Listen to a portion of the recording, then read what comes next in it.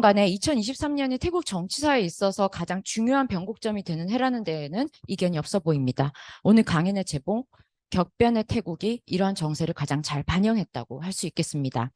월간 태국 강연 시리즈의 첫 포문을 외교 전문가의 강연으로 여는 데에는 왜 태국을 알아야 하는가에 대한 질문에 대한 답이 먼저 나와야 할 것 같아서였습니다.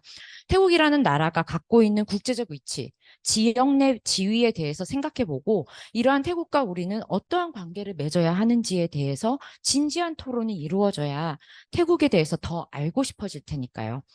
소위 신냉전이라고 불리는 미중 대결이 가시화되고 있는 이 상황에서 태국의 외교 정책과 입장에 대한 국제적 관심이 높아지고 있습니다.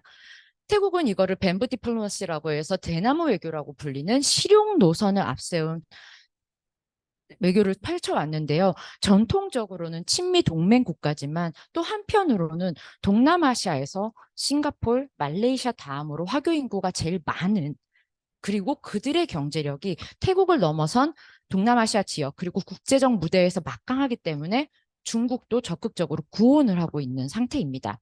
하지만 앞서 말씀드린 것처럼 태국 정세에 대한 솔직한 말을 하기가 어려운 조건 때문에 다들 말을 많이 아끼고 있습니다. 이는 한국과 태국 간의 외교관계 설정에도 많은 영향을 미친다고 할 수 있는데요. 그래서 오늘은 이러한 어려운 태국을 현장에서 보고 경험하신 외교 전문가분의 이야기들을 들어보려고 합니다. 오늘 강연을 해주실 서정인 전 주 아세안 대사님은 외교부 공보과장 및 동남아 과장, 남아시아 태평양 국장 등을 역임하셨고요. 아세안 대사, 태국 공사참사관에서 최근 2019년 한아세안 특별정상회의 준비기획단장까지 20여 년 이상 동남아 및 아세안 관련 업무를 수행하셨습니다. 지금 현재는 고려대학교 아세안센터 연구위원으로 아세안 동아시아 경제연구소 이사로 아세안 안보포럼 전문가 그룹 멤버로 활동하고 계시고요. 워낙 광범위하고 그리고 열정적으로 활동을 하셔서 인터넷에 검색해 보시면은 눈망울이 맑은 열정의 외교부 공무원 시절부터 지금의 인자한 미소를 띤 모습까지 대사님의 활동 이력을 찾아보실 수 있습니다. 저도 대사님을 직접 뵙게 된 거는 사실 최근인데요. 이야기를 나누다 보니 제가 태국에서 현지 조사를 하던 시기에 대사님도 태국에 계셨더라고요. 근데 이 알지 못했던 인연의 끈이 너무나 특별한 이유는 바로 2010년 방콕은 도시 전체가 전쟁터를 불허할 만큼 위험하고 혼란한 상태였기 때문입니다. 그런 전쟁터를 홀몸으로 누비셨다니 감탄하지 않을 수가 없었습니다. 대사님, 이것도 인연입니다. 서두가 길어져서 정말 죄송합니다. 지금부터 서정인 대사님을 모시고 오늘의 하이라이트인 격변의 태국의 현재와 미래라는 주제로 강연을 드려보도록 하겠습니다. 큰 박수로 대사님 환영해 주시기 바랍니다.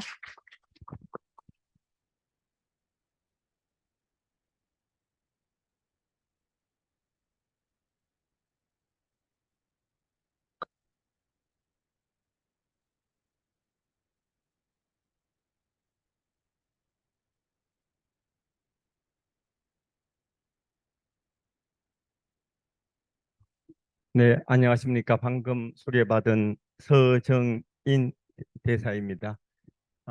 사실은 제가 그 좀 더 일찍 와야 되는데 아직 그 서울에 익숙해지지 않았는지 택시 금요일을 감안을 안 했습니다. 그래서 거대에서 오는데 시간이 많이 걸렸습니다. 하여튼 그 전에 제가 보기에는 뭐 변명이 먼저 죄송스럽다는 말씀을 좀 드리고 그 전에 그래도 우리 그 진짜 태국의 전문가이시고 최근에 저는 못 봤는데 하와이 출판사에서 70년도 그, 그 태국에 대한 영어로 책이 나왔다고 아마 들었습니다. 그리고 제가 키워드로 보는 동남아 뭐 이런 그 서강대에서는 책에도 태국에 관한 아, 좋은 글을 많이 써가지고 아유 젊은 학자인데도 이렇게 좋은 글을 쓰는구나. 그래 그 다음부터는 같은 그 태국을 그리고 동남아를 하는 사람으로서 상당히 기대와 그리고 많은 관심을 가지고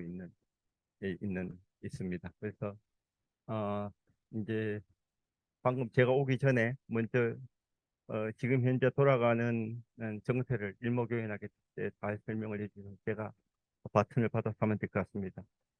사실 저는 그 이렇게 그 주로 아세안이나 메콩 이런 도지역이나 다자 그에 대해서 많이 이야기했지 강연도 하고 했지만 특정 국가에 대해서 강의를 한 거는 오늘이 사실은 처음입니다. 물론 제가 그 동남아를 하면서 다자도 해야 되고 그리고 양자도 해야 되고 그 중간에 소지역도 해서 좀 더 입체적으로 대아시안을 바라봐야 된다는 것은 변함없는 이야기고 그런 차원에서 아세안 10개국에 대한 관심 뭐 이런 것들을 가지고 했지만 여전히 강론적으로는 그 개별 국가를 하시는 그 전문가들 한테 비하면 뭐 말도 안 되는 정도로 얕은 지식입니다.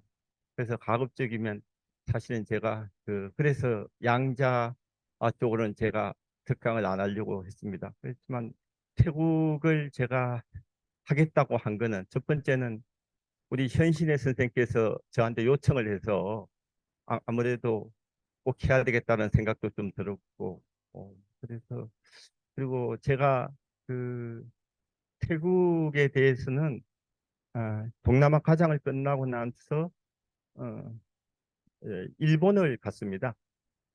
일본을 당시 갔을 때는 다들 그때는 동남아과가 일본하고 중국과 밑에 있기 때문에 동남아 과장을 하면 국장을 할 수가 없었습니다. 그래서 저는 이제 동남아 과장으로 끝이다 생각을 하고 이제 그 동남아과가 마지막일 테니 앞으로 동남아를 쭉 가겠다라는 생각 때문에 그러려면 그때 뜨던 중국이 아니라 그 동남아로 이제 일본으로 가서 동남아 교토연구소나 이렇게 일본어로 된 동남아 책을 읽겠다 이런 생각 때문에 사실은 일본을 갔습니다. 그러고 나서 그때부터 쭉 이제 일본어로 동남아 책을 원도 한도 없이 많이 읽었고 그 와중에 제가 그 일본에서 3년을 있고 난 후에 동남아 갈 때 태국을 간다고 해서 그 당시에 태국 푸켓북을 있는데요.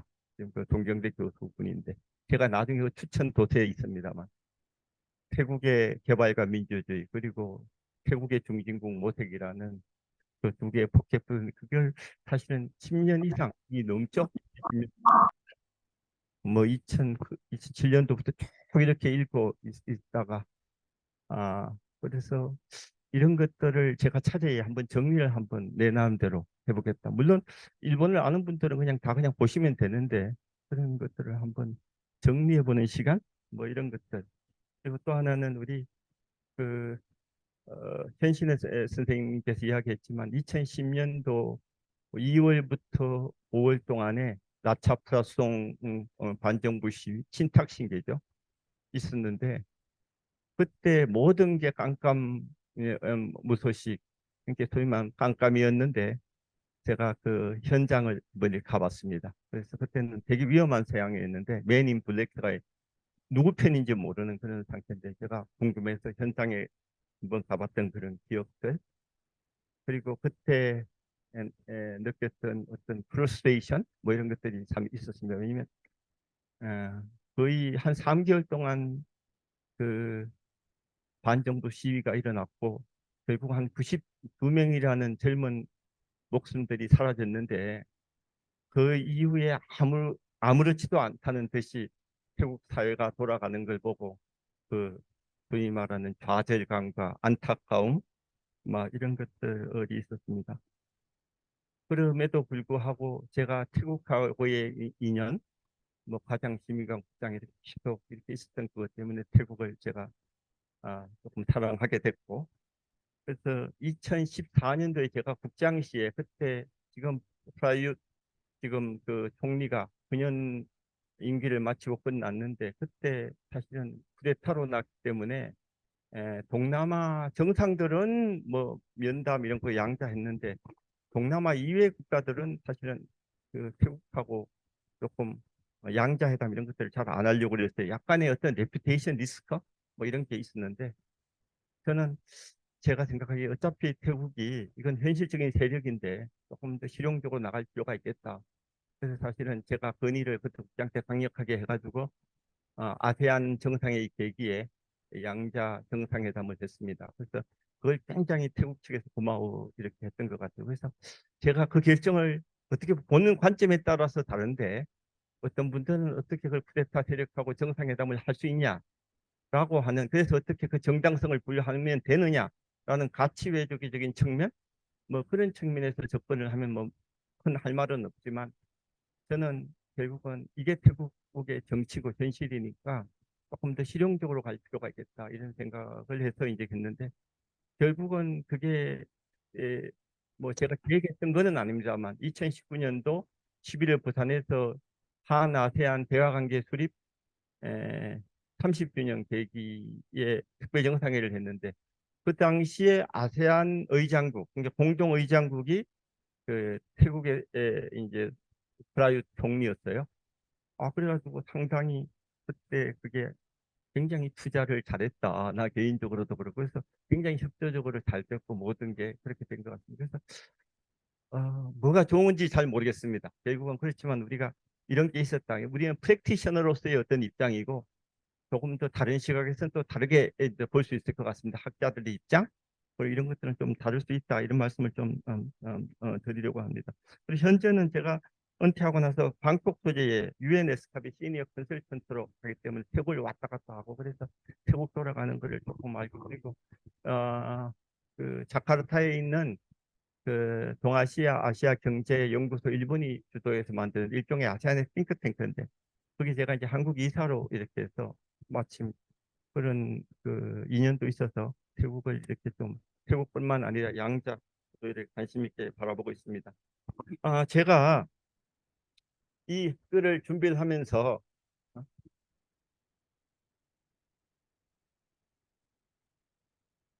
뭐라-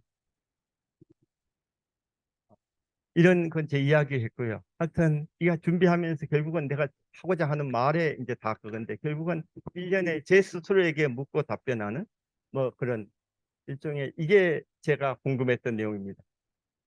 결론에도 이제 비슷한 말을 할 텐데 별로 답은 없습니다. 그렇지만 이런 것들이 여전히 저에게는 궁금한 사항이다. 그래서 처음에 이 제목을 정할 때 이렇게 뭔가 저 어떻게 해야 될지 몰라서 우리 현신의 선생하고 상의를 했더니 격변의 태국 뭐 이렇게 막 말을 좀 이렇게 좀 미끼용인 것 같긴 한데 사실은 조금 이게 이렇게 제가 준비했는지 다만 그렇게 격변이라는 용어에 맞춰서 뭔가 이렇게 좀 키워드를 가져가려고 했습니다. 그래서 두 번째 번은 태국은 격변인가에서 정치, 경제, 사회 변동 이게 키워드입니다. 어떻게 이게 그동안에 좋았는지 여기는 과거란 말은 없는데 그래서 제가 그 앞에다가 살짝 이건 서울대 교수 팩북을 이용했는데 현재는 과거와 미래의 만남이다. 그러면 잔적 과거를 한번 되돌아볼 수 있게 밖에 없는 거다. 그래서 가는 것과 오는 것이 만나는 지점이 현재다. 뭐 이런 이야기입니다. 그래서 자연스럽게 포커스야 현재와 미래가 되겠지만 기본적으로 과거의 문제에 대해서도 가끔 이렇게 이야기를 해야 되지 않을까 이런 생각이 듭니다. 그리고 자 그러면 그 다음에 이런 입장에서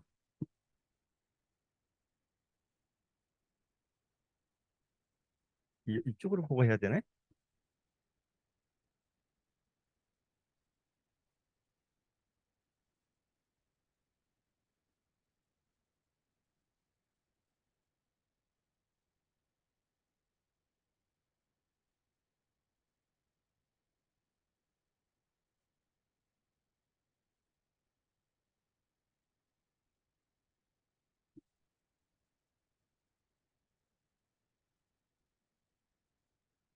자 그러면 이거는 그냥 이렇게 보시면 될 것 같아요. 왜냐면 태국이 너무나 복잡한 곳이니까 이렇게 한번 머릿속에 크게 이렇게 해주면 좋을 것 같아요.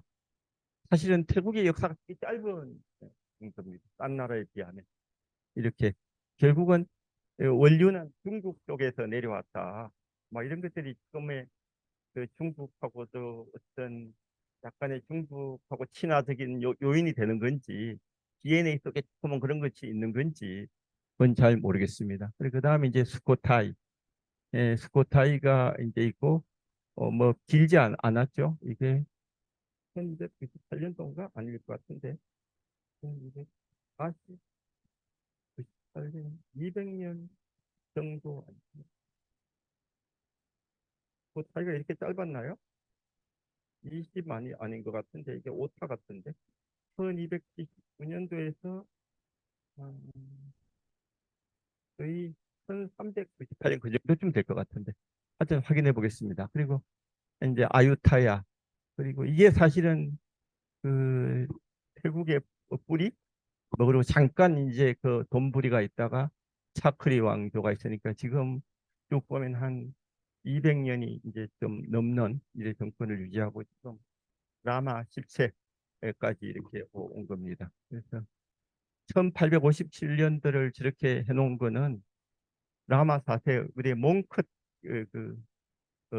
왕이라고 그러죠. 우리 보통 왕과 나에 보면 대머리 있고 이렇게 하는데 사실은 이 태국 사람들 그거 싫어하더라고요. 그 노래 그거 이야기하면 너무나 그냥 저게 픽션으로 해놓고 완전 그냥 헐리우드식의 그런 걸로 해가 싫어하는데 하여튼 그렇지만 우리가 라마 4세 하면 잘 안 떠오르는데 율부리너 이렇게 하면 딱 떠오르니까 그런 측면에서 라마 4세 그래서 바우링 조약 영국하고 해서 상당히 치외법권도 수용을 하고 뭐 일종의 조세권 뭐 이런 것들도 일부 인정을 하는 굉장히 불평등 조약이지만 그래도 제가 보기에는 어, 뭐 그리고 일종의 자기들 영토를 캄보디아 일종에 있는 영토 이런 것들 다 많이 내줬지만 그래도 팔다리는 잘렸으나 몸뚱아리는 보존을 해서 태국이 식민지가 되지 않았던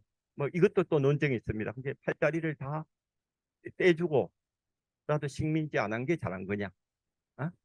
뭐 이런 뭐 논쟁이 있지만 저는 잘했다 이렇게 지금 평가를 하고 있습니다. 그다음에 라마 5세 한 40년 동안을 했죠. 이두 4세와 5세 왕이 근대화된 개명 군주가 있었기 때문에 태국이 그동안에 이렇게 독립을 유지하고 근대화가 되지 않았나 이런 평가를 합니다. 그 다음에 이제 1910년, 32년 이제 전제 절대왕정이 있었고 그 다음에는 이제 우리가 말하는 피분 뭐 그리고 중간에 프리디도 있었는데 피분과 아니, 시대 프리디는 조금 더 개혁적이었죠. 그래서 둘 다 군정의 왕제에 대해서는 싫어하고 조금 고화정으로 가야 되겠다. 뭐 그런 생각에서는 비슷했지만 프리디가 조금 더 서구적인 개념에 가까웠던 현신의 현신의 그 교수가 프리디에서도 아마 어디 썼더라고요. 다 읽어봤는데 그래서 인물로 보는 태국 역사 이런 것들을 할 때 저는 다음에 기회가 되면 뭐 딴 피분도 그렇고 주요 인사들을 더 많이 하면 더 재미있지 않을까 그런 생각이 좀 듭니다. 자, 그 다음에는 스트롱맨의 시대, 뭐 우리 한국도 그렇고 동아시아에 다뭐 그때 다 그런 시대의 상황이었던 것 같아요. 시대가 이 스트롱맨을 낳았던 것 같고, 그러면 독재와 민주주의, 가두기, 민주화, 금융위기, 탁신, 성장, 이 굉장히 중요한 거고, 그리고 자연재해, 2004년도 쓰나미, 때로는 자연재해가 많은 걸 바꿀 수 있습니다.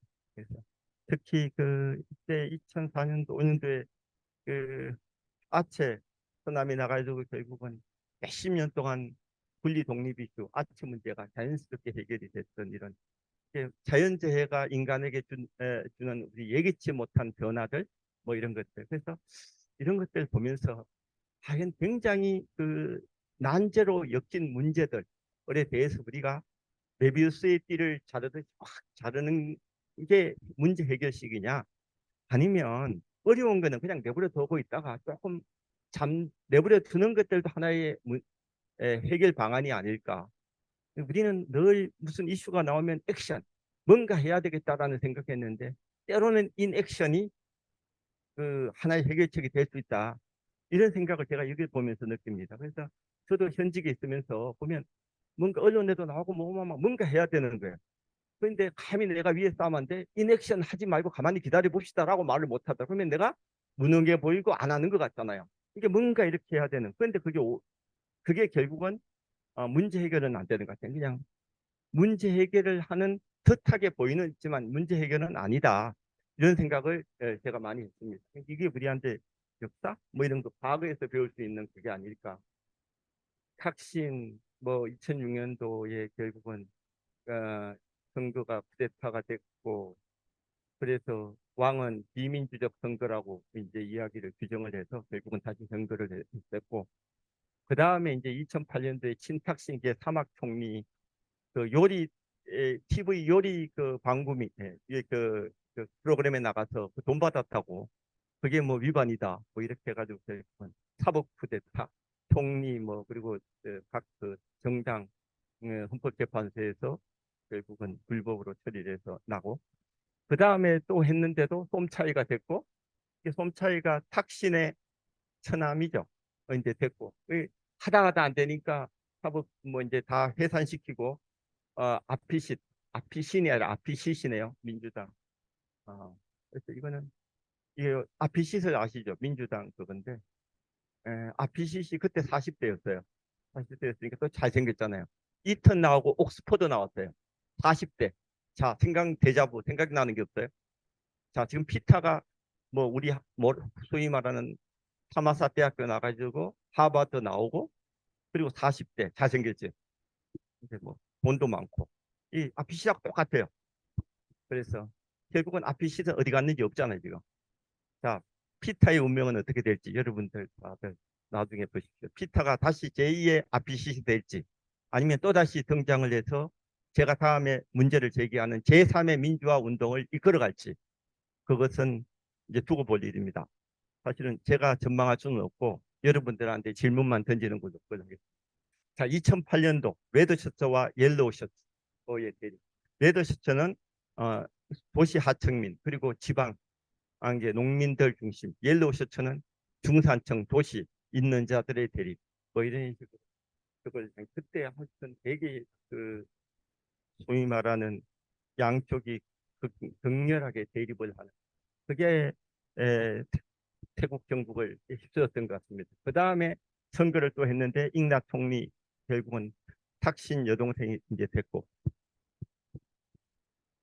결국은 탁신이 쫓겨나고 난 후에 1년에 그 선거에서 내리 4번, 5번을 전부 다 이겼어요. 전부 다 이겼어. 그러니까 결국은 군부나 이런 입장에서는 안 되니까 결국은 쿠데타. 쿠데타가 안 되면 사법 쿠데타. 소위 말하는 친군부, 친정부 세력들에 의한 사법 쿠데타.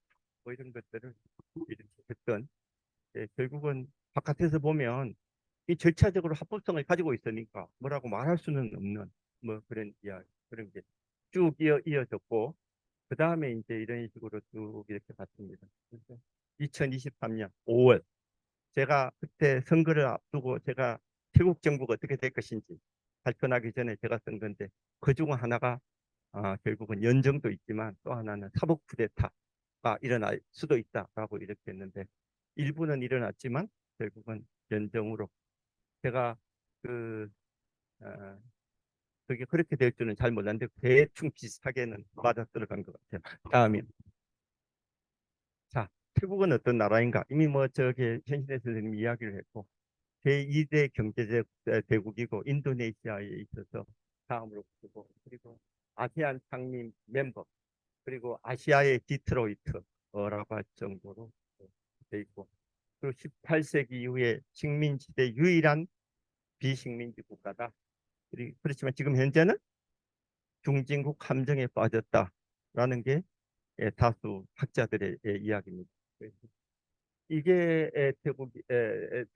태국을 이렇게 바라볼 수 있지 않을까. 다음에 자 이렇게 그 제가 오늘 이제 격변이라고 말할 때 세 가지 키워드라고 했는데 이제 민주화, 정치 변동이죠. 그리고 경제 발전, 경제 변동, 사회 변동이 세 가지 키워드가 핵심이다. 그게 그래서 이게 격변이 아닌가. 뭐 매 시대마다 다들 격변이라고 말하는데 하여튼 이것도 또 다른 그런 거다라고 해서.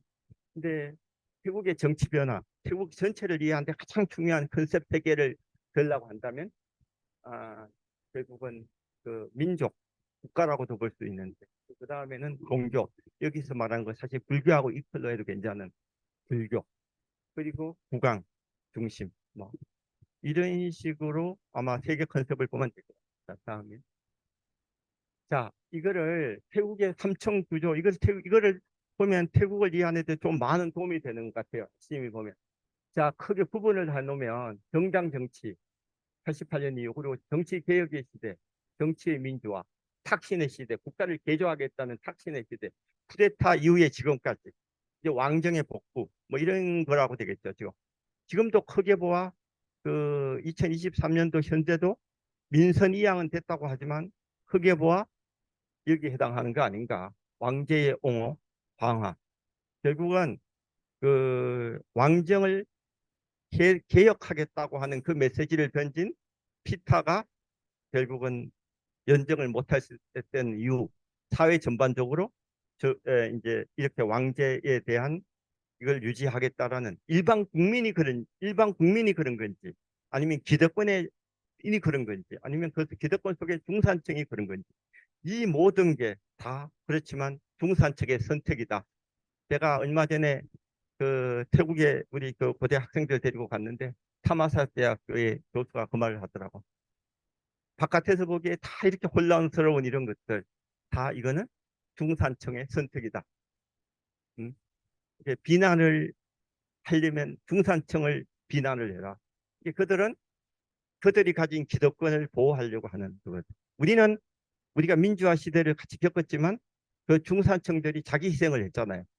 근데 그렇게 했던데 그런 게 별로 없었다라는 그런 이야기를 합니다. 그래서 밑에 보시면 도표를 밑에 보면 국왕이라는 게 가장 그 핵심이고, 그리고 보면 그 중간에 국민의 부 이게 국왕을 이야기하는 거고, 그리고 불교법, 정의의 왕, 뭐 윤리관 통치라고 그러고, 거기 바탕으로 해서 이제 정치가 내려가는 이런 식의, 그리고 시민이 되는 거, 주가 되는 거, 이제 왔다 갔다 하는 거고, 선거하고 불법. 세 번째가 탁신 시대는 선거로 해서 위로 이렇게 간다라는 거. 사실은 그 다음 화살표는 잘 모르겠어요. 왜 그 화살표인지. 저도 딴 데서 인용해 온 건데. 하여튼 조금 저거는 잘. 그리고 마지막에는 이제 탑다운 식으로 하는 게 결국 여기가 사법 쿠데타 이런 거 모든 것들이 다 저 속에 포함되어 있는 거 아닌가 싶습니다. 결국은 저 밑에 사법 컨트롤 이런 것들이 좋게 말하면 사법 컨트롤이지만 사법 쿠데타 형식 뭐 이런 식으로 뭐 이렇게 볼 수 있는 거죠. 그러면 결국은 이런 것들이 태국 사회를 움직이는 하나의 그게 추미론 같아요. 이제까지 다 그랬고 추미론이 17명인가 19명이 있는데 지금 2006년도에 그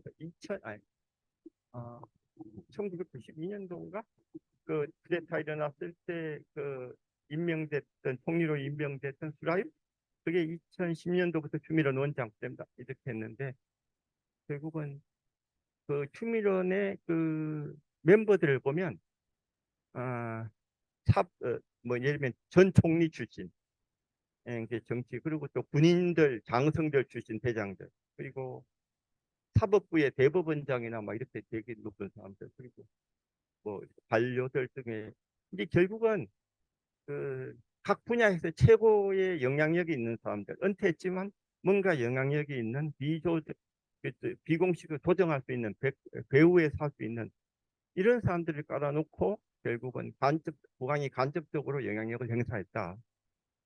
결국은 프렘 때도 그렇고 이렇게 다 남아 9세 때 이게 이나마 이렇게 작동했던 것들은 그 뒤에서였던 그런 역할.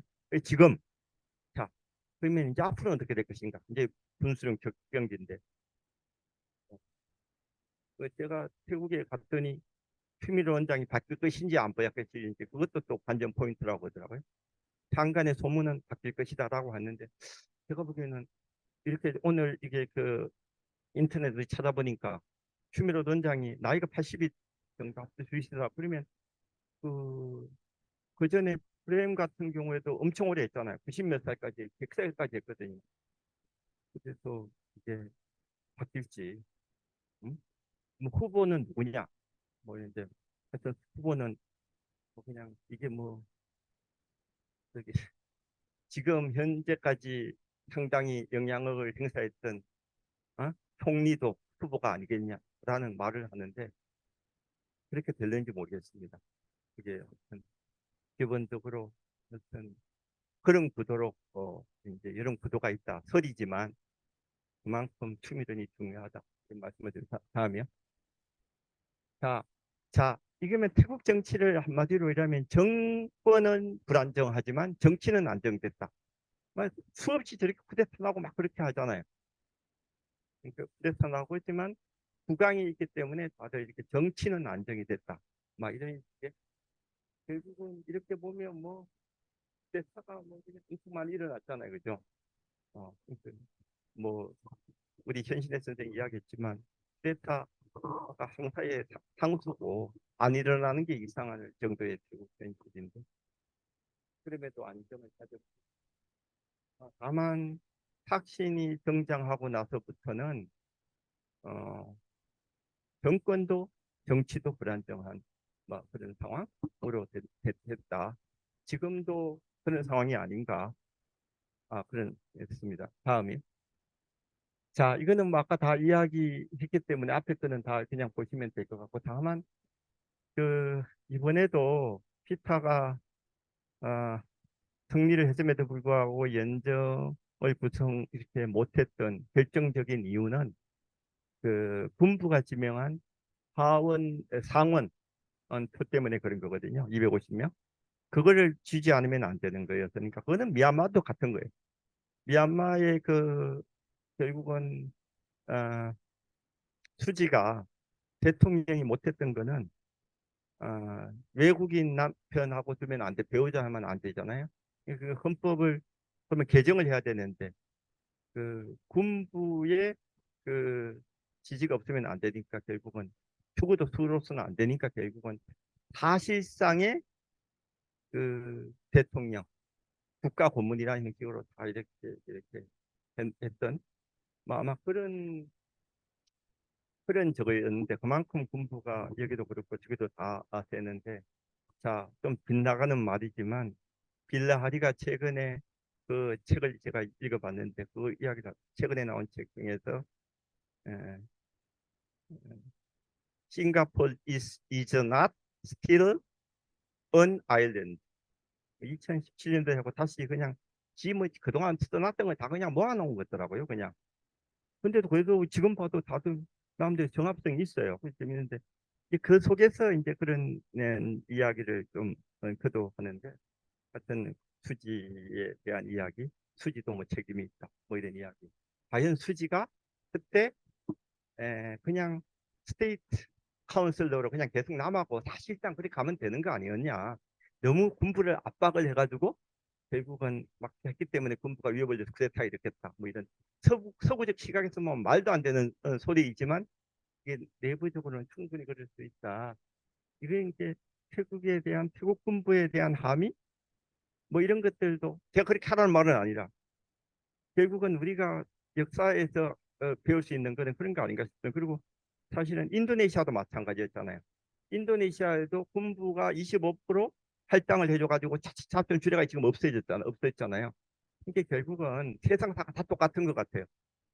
누가 자기 기득권을 갖다가 없애면 누가 좋아할 사람 어디 있겠어요. 특히 군부 힘을 가지고 있는데 지들이 저게 그 태국을 쥐고 있다고 생각을 하는데 자 이것도 우리가 앞으로 쿠데타나 이런 데 발생 가능성 뭐 이런 것들을 할 때 관전 포인트가 과연 군부의 기득권을 얼마나 뺏어올 저게 그 줄이느냐.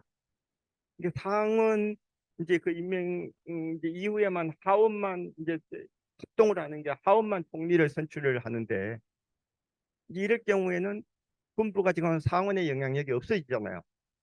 그러면 군부가 괜찮겠는지 이런 것들 딴 제동 장치가 딴 장치가 있는 건지 이건 또 하나의 질문이고 또 하나는 지금 세타 총리가 시정연설인가 어디에서 이야기한 거 보면 장성 숫자를 줄인다는 거거든요. 1,400명인데 아마 세계에서 제일 많은 장성을 가지고 있어요. 1,400명. 1,400명. 근데 우리 엄청 많죠. 우리보다도. 그러니까 그리고 이 사람들은 은퇴하고도 굉장히 혜택이 많거든요. 이런 것들을 손댈 때 과연 군부가 괜찮겠느냐. 이런 것들. 그래서 결국은 앞으로 보면 이런 선출권을 이제 하원이 보유를 하면 그 다음에는 의회 해산, 연정 이런 게 새로운 이합 집산이 또 일어나지 않겠느냐라는 그러면 또 정치가 불안정해지는 뭐 이런 행복으로 갈 수 있냐라는 게 많은 전문가들이 이야기를 합니다. 근데 세타 지금 총리의 정책 방향 이런 것들은 사실은 기존 군부 정당들이 잔류를 이렇게 했고 11개의 정당들이 있으니까 어, 이제 이런 것들이 있고 그래서 사실은 직전 프라이빗 정부하고 이제 정책적 차별성은 거의 없는 이렇게 그 시정연세도 뭐 거의 차이가 없더라고요. 거의 이렇게 없는 그리고 그럴 수도 없는 게 11개 연립 정당이 그 연정을 참여했다는 것은 나눠 먹기식을 좀 해야 되잖아요. 우리 좋게 좀 중립적으로 이야기하면 강요 배분 뭐 해야 되잖아요. 강요 배분 이렇게 해야 되는데 과연 그런 것들이 얼마나 할 수 있을는지 과거에도 다 그렇게 했거든요. 근데 11개 너무 많아. 근데 우리 이정우 박사가 누구한테 들었는데 그 이야기를 하는데 이번엔 좀 다른 거는 어, 장관 그리고 부장관을 당을 다 다르게 이렇게 임명을 했대요. 그러면 더 혼란스러울 것 같아요. 이것도 저것도 안 되는 막 그런 상황이 올 것 같은데 과연 이게 얼마나 오래 가겠느냐 막 이런 것들. 그리고 이럴 때 항상 태국은 연립 정부들이 먹고 이렇게 서로가 주거니 받거니 하면서 부정부패가 있었고 뭐 이렇게 하면 따라서 일반 국민들 군부가 아유 이거 안 되겠다라고 했을 때 또다시 애국심을 발휘해 가지고 다시 정치권으로 들어오는 이게 항상 반복이었거든요. 조금 이따 제가 정기 악순환 상황을 좀 보여줄 텐데 아마 그런 적이 있을 것 같습니다. 외교적 측면에 별 차이가 없다. 별 차이. 자, 다음에 자 이게 이제 이런 걸 한마디로 자 태국 정치 변동 자 쿠데타 이제 자 그동안에 그전에도 쿠데타 일어났으면 이렇게 됐어요. 2014년도 쿠데타 한번 딱 보세요. 쿠데타도 이제 저런 식으로 헌법 개정을 하고 이당 결성 총선거를 하고 의회 정치를 하고 한의문 시대가 있었고 그게 별로 안 길었죠. 한 1년 정도. 그 다음에 또 정치 위기가 또 다시 쿠데타가 자 그 쿠데타가 이제 다시 일어나는 그런 경우 자 그러면 지금은 2023년도 쿠데타는 아니지만 사실상 사법적 쿠데타의 일부 성격이 있다고 있지만 그 자 헌법 개정 이제 또 할 거 아니에요. 그죠?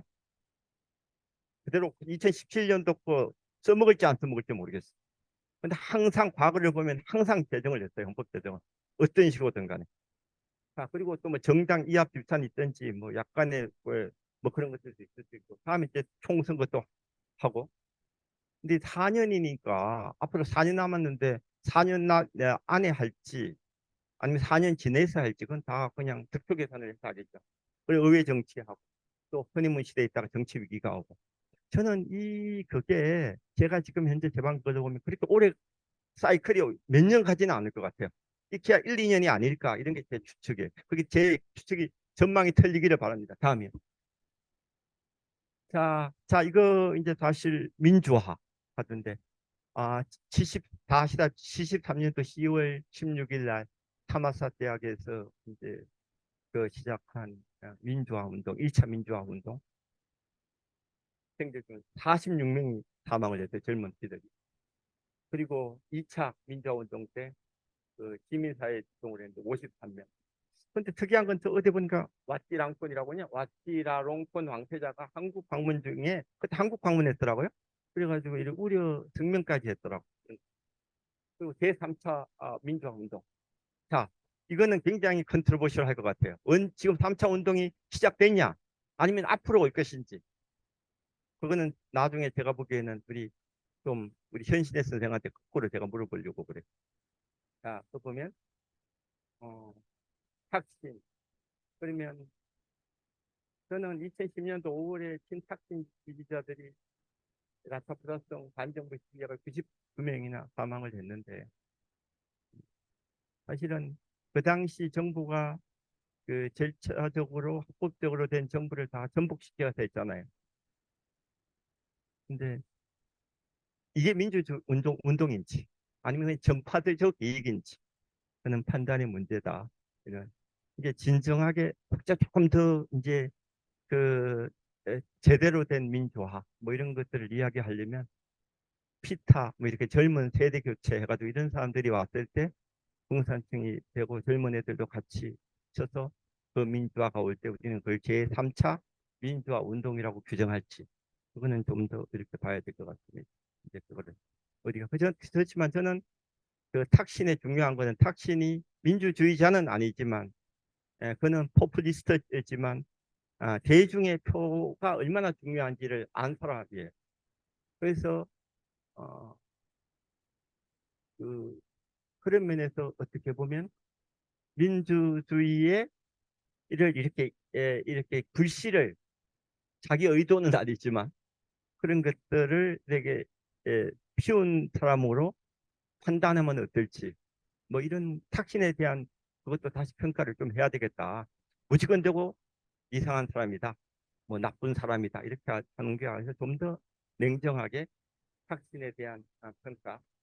이게 그 이후로 지금 다 친탁신계가 다 잡고 있잖아요. 지금도 다시 컴백을 한 거죠. 그래서 이걸 어떻게 볼 것인지. 그래서 저는 그 탁신이 짚어놓은 그런 불씨가 그리고 저는 딴 데 가서 이야기하면 제니라고 그러는데 제니가 호로병에서 나왔는데 다시는 안 들어간다. 제 그걸로. 이미 저 나와 있는데 그걸 얼마나 바람을 일으켜가지고 큰 물결을 만드느냐, 더 서드 웨이브를 만드느냐 이런 문제. 그러니까 제 그 업그레이드 저 탁신 버전.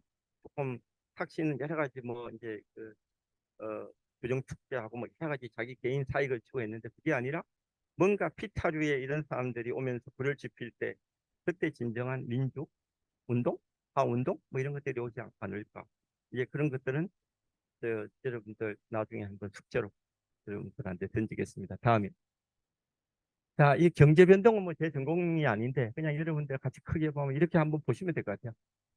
경제 불황 61년도 1차 경제 개발 5개년 계획 우리 한국하고 비슷하죠. 박정희 그때 다 한 거. 이렇게 쭉 됐고 그리고 80년대 초에 그 이제 이때 이제 그 프렘 때 에, 그 IMF 이렇게 나가지고 해가지고 돈도 조금 받고 그제 그 다음에 이제 플라자 합의 경제 붐이 다시 일어나고 플라자 합의 때문에 이제 투자가 왕창 됐고 95년도에 에, 중진국에 진입을 했다고 월드뱅크가 이야기하거든요. 저도 요번에 이제 이걸 준비하면서 봤는데 우리는 4대 호랑이라고는 우리도 다 알잖아요.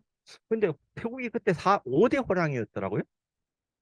그래 우리 좀 야, 태국이 5대 호랑이? 뭐 이런 거 좀 생소하지 않아요? 근데 그 정도로 잘 나갔다 이거지 그때. 자, 경제 성장을 보면 60년대 8.4, 7.2, 그 다음에 7.6, 2000년대 4.3, 2010년도에 3.6%, 2020년대 2%대 뭐 이렇게 되는데, 자, 가만히 보세요. 70년도에서 거의 90년도까지 이렇게 보면 엄청나게 성장을 했잖아요. 이 돈이 다 어디로 갔나요? 돈이. 이 돈이 누가? 다 어디로 갔, 자, 이 돈이 다 어디로 갔는지, 어떤 기득권으로만 간 건지, 아니면 일반 국민들한테까지 이제 갖는 건지, 소득 분배는 잘 되든지, 이런 것들 하나의 기존성. 포스트 탁신, 더 성장 시대다. 세타 정부가 새롭고 이어갈지 굉장히 쉽지 않을 거다. 국제 환경이 너무 안 좋다. 그래서 그런 면에서 저는 그렇게 보고 있습니다. 다음에 사회 변동, 경제 변동에 따른 사회 경제 변동에 반대, 어떤 연장이 어쩌면 사회 변동이라고 보겠습니다. 사회적인 변동. 소비 사회가 도래를 이제 막 이제 태국 같은 데 가면 뭐 엄청나게 이제 많이 막 그 가보면 백화점이 뭐 우리 롯데백화점 막 이런 점보다 더 많은 것 같아요. 가보면 휘황찬란해. 그리고 IMF가 났는데도 그 소비 수준은 안 줄었어. 지방도 비슷하고. 과연 이게 그래서 우리도 강남 강북이 1인당 인컴이 한 3배 차이 나나요? 모르겠네. 난 강북에 잘 모르겠는데. 그 방콕도 그런 것 같아요. 3배는 뭐야? 한 4배 계속 거기 그래. 그리고 우리하고도 함의가 있는데 참 안타까운 거는 태국은 저출산 고령화 시대에 이제 접어들었다. 그래서 2001년도 합계 출산율이 1.09%. 우리는 얼마요? 예? 근데 그 0.78인데 지금 또 이번에 발표한 0.6으로 그거 됐더라고. 자, 이제 이게 그 리플레이스먼트 레이트가 2.1인가 그래요. 그 정도 돼야만이 이제 인구가 안 준다라는 그건데 결국은 일정 공포로 인구가 준다는 말이에요. 자, 그리고 18년 기준으로 생산 연령 인구가 0% 성장률이. 인구가 제로가 아니라 성장률이, 인구 성장률이 0%. 그리고 2025년에 마이너스 0.5%. 그래서 2001년도에 태국이 고령화 사회. 여러분들 뭐 데피니션 아시죠? 60대 이상 고령화 사회는 전체 인구의 7%. 에이징 소사이어티라고 그러죠. 고령 사회. 에이지드 소사이어티. 그거는 60대 이상이 14%. 그리고 초고령 그건 20%. 그런데 태국이 이미 고령화 사회에 2001년도에 진입을 했는데 그 진입하기 22년, 일본은 24년, 한국은 더 빨라 17년. 자, 그래도 우리하고 일본은 다 선진국이라도 돼보고 이렇게 지금 고령화 시대를 맞이했잖아요. 근데 태국은 아직도 중진국 감정에 빠져가지고 만불도 뭐 일당 만불이 안 되는 이제 선진국 부자가 되기 전에 늙는 사회가 됐다 이거죠. 미래를 태국을 볼 때 어떻게 해야 될지. 그러면 태국이 이렇게 하려면 어떻게 해야 돼요? 우리도 그렇지만 애를 막 저게 출산을 많이 하는 장려 정책을 쓰든지 아니면 어디서 이민을 많이 받아들이든지. 근데 태국은 우리보다 훨씬 더 유리한 것 같아요. 미얀마 같은 데서도 합법 비합법이 한 400만 명 되잖아요. 이게 끊임없이 노동력이 오는 거야. 뭐, 그럼 우리보다 나은 것 같아 그러면. 자, 그리고 고등교육의 대중화. 우리도 뭐 대학은 한 200개 정도 되는데 여기도 한 140. 뭐 이렇게 엄청. 뭐 질은 그렇게 높은 것 같죠. 그리고 만족을 아는 경제, 풍족 경제라는 왕의 이제 그건데 사실은 뭐 좀 너무 그냥 많이 벌고 많이 쓰지 말고 적게 벌고 이렇게 서스테이너블하게 살자. 좀 그런 상당히 불교적인 그런 어프로치. 이게 상당히 많이 이제 이런 이야기들을 많이 하고 이거는 탁신에 가는 길과 정반대의 길이. 이러다 보니까 도덕 격차, 돈은 격차, 이익 격차, 세대 격차가 되고 있다. 우리 저번에 총선 되고 나서 우리 저번에 동아연구소에서 동아연구소에서 이야기할 때 그 이야기 피타를 지지하는 젊은 세대들이 집에 가서 아버지들한테 되게 혼났대잖아요. 너 왜 그러고 다니느냐고. 어? 이제 강남에 소위 말하는 그 아들들이 뭐 이제 그렇게 막 데모를 해서 하는 강남 좌파 뭐 이런 개념이죠. 그네들 입장에서는 뭐 제가 지금 그 가치 판단해서 어디가 뭐 낫다 안 낫다 이런 이야기가 아니라 그런 세대 격차 뭐 한국도 다 그렇잖아요. 근데 그런 게 지금 태국 사회가 되고 있다. 그래서 이렇게 보면 태국이 이제 오다가 더 저인데 태국을 미소의 나라라고 그러잖아요. 근데 이제 미소가 사라진 나라. 근데 지금도 가면 미소 많이 짓더라고요. 뭐 꼭 그런 거는 아니고. 그러면 대표적인 인사말이 그렇대요. 사바이 데스가 이렇게 하면 일본어네. 사바이는 저기 태국말이잖아, 그지? 근데 사바이 이렇게 행복합니까? 이런 게 인사였는데 예? 요새는 분주합니까? 뭐 이런 거. 그리고 과거에는 행복합니까? 라고 이야기했는데 그 앞에하고 비슷하네. 근데 그 지금은 피곤합니까? 뭐 이런 식으로 결국은 뭐냐면 이렇게 그 정치, 경제, 사회 변동이 이렇게 격변이 일어나니까 국민들도 피곤한 거예요. 그래서 스트레스 사회가 지금 도래했다. 이렇게 사회적 변동. 이거는 다들 국내적인 상황만 이야기하는데 이 와중에 뭐 미중이 싸우죠? 그러니까 너 내 편 할래, 네 편 할래 막 자꾸 이렇게 선택하라고 하니까 우리 맨날 골치 아프잖아요, 애들한테. 너 엄마 좋아, 아빠 좋아 하는 거 비슷하잖아요. 우리 답변은 뭐예요? 둘 다 좋아 이런 거 있잖아요. 이게 아세안이 그런 입장이 둘 다 좋아. 그리고 엄마한테 이 같은 엄마가 살짝 사실 내가 엄마가 더 좋아. 뭐 그리고 아빠한테 같은 아, 엄마가 쓰는데 아빠도 되게 좋아. 뭐 이렇게 이야기하는. 지금 그걸 보려면 딜레마고 또 한편으로 하면 러브콜이고 이런 건데 이제 다 그 다음에 태국 경진국 이런 것도 그냥 보시면 될 것 같아요. 이런 식으로 가고 있다. 다음에 이렇게 오타가 난 건데 감염병이나 감염병 대화가 뭔지 모르겠어요. 들린 것 같아요. 다음에 자 지금 국내에 대해서 이야기했고 국제적으로도 녹록치 않다 이거예요. 국제적으로. 자, 국내적으로도 이런데 국제적으로도 없어요. 그래서 결국은 내외적으로 이런 여러 가지 공식 이런 것들이 있습니다. 우리가 늘 외교에서 이야기하는 것지만 국내 정치와 외교가 긴밀히 관련이 있다. 왔다 갔다 하는 뭐 그런 것 같습니다. 이제 태국 역사를 봐도 태국의 안정이 되고 이럴 때는 외교가 굉장히 이니시티브를 찾고 창의적인 외교를 짓는데 그렇지 않을 때는 뭐 별로 외교가 신통치 않았다. 뭐 이런 거. 탁신 이후의 외교 별로 신통치 않았던 것 같아요. 네, 그런 것들 별로. 그리고 뛰어난 외교관, 외교장관 별로 제가 기억이 없어요. 이런 것들. 네, 뭐 그런 여러 가지 상황이 있습니다. 자, 태국 외교 어떻게 바라볼 것인지.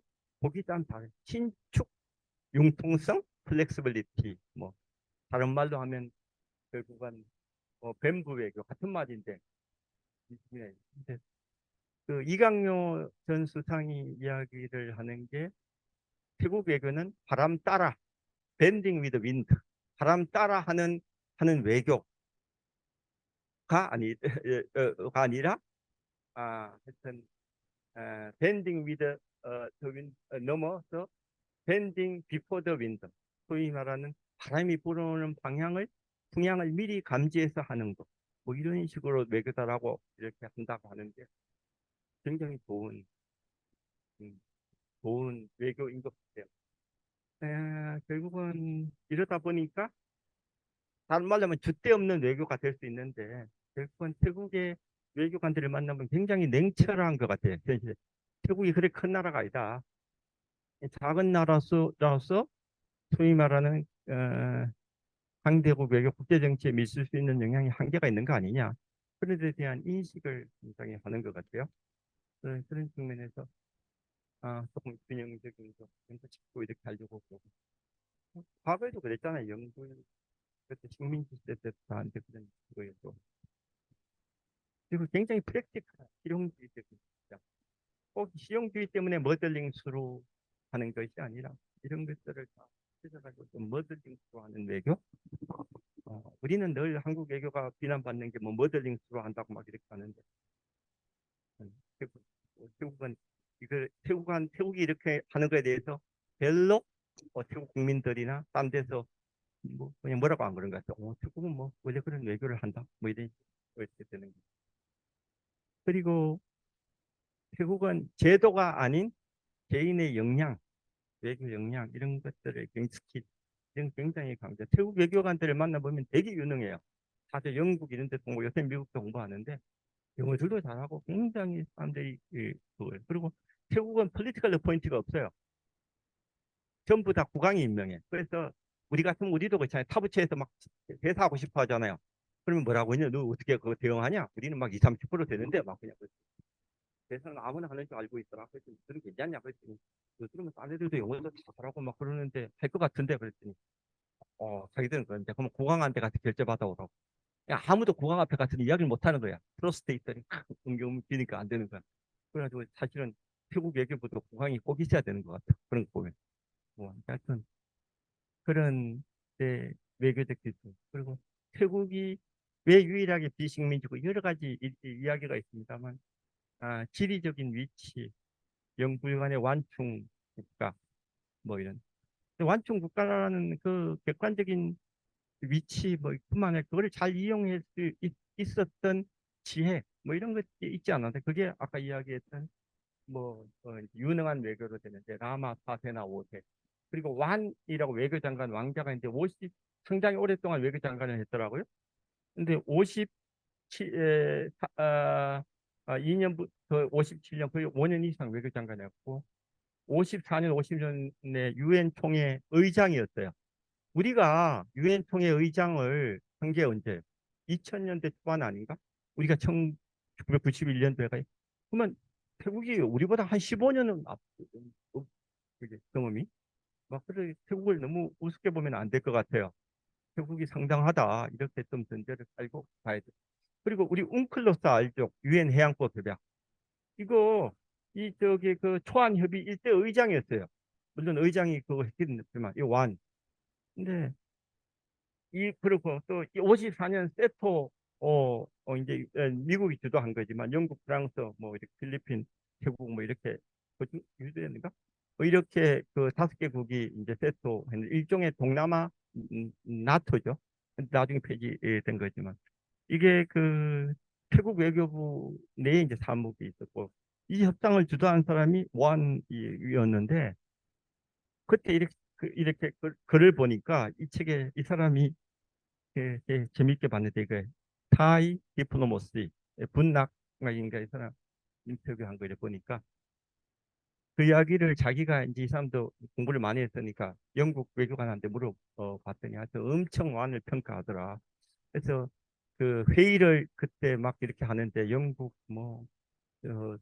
영국의 그 뭐 외상도 오고 막 이렇게 왔는데 하여튼 그 완이 이야기를 할 때 제잘 그리던 새들도 멈췄다. 뭐 이런 하여튼 그렇게 말을 잘하고 막 그냥 예, 쥐어잡았다. 이게 뭐냐면 제가 이야기하는 건 뭐 그랬기야 했겠어요. 근데 막 그만큼 외교적 기술과 그리고 매력적인 그것도 됐다게 평가를. 그런 걸출한 그 외교 관료 뭐 이런 사람들이 그뿐만 아니라 그 다음에 저게 아마 미싱된 것 같은데 그 차차이라고 그 있죠. 88년도에 그 어, 저, 저기 총리가 돼가지고 제일 유명한 게 메콩 외교 어, 브란 배틀 투 마켓 그 전장에서 그 시장으로 결국은 대메콩 외교를 처음에 컨셉트를 바꾼 사람인데 물론 그 내각은 별로 좋지 않았어요. 왜냐면 정치인들이 한 70% 강요가 있었는데 부패 내각이라고 해서 막 부패가 엄청 심했지. 결국은 그게 91년도에 쿠데타로 이어졌던 그런 그게 있지만 이분이 외교는 잘한 것 같아요. 그런 면에서는 새로운 발상 전환 뭐 이런 것들. 이게 그런 면에서는 사람이 발상 전환을 한다는 게 되게 어려운 그런 사람이 있었다.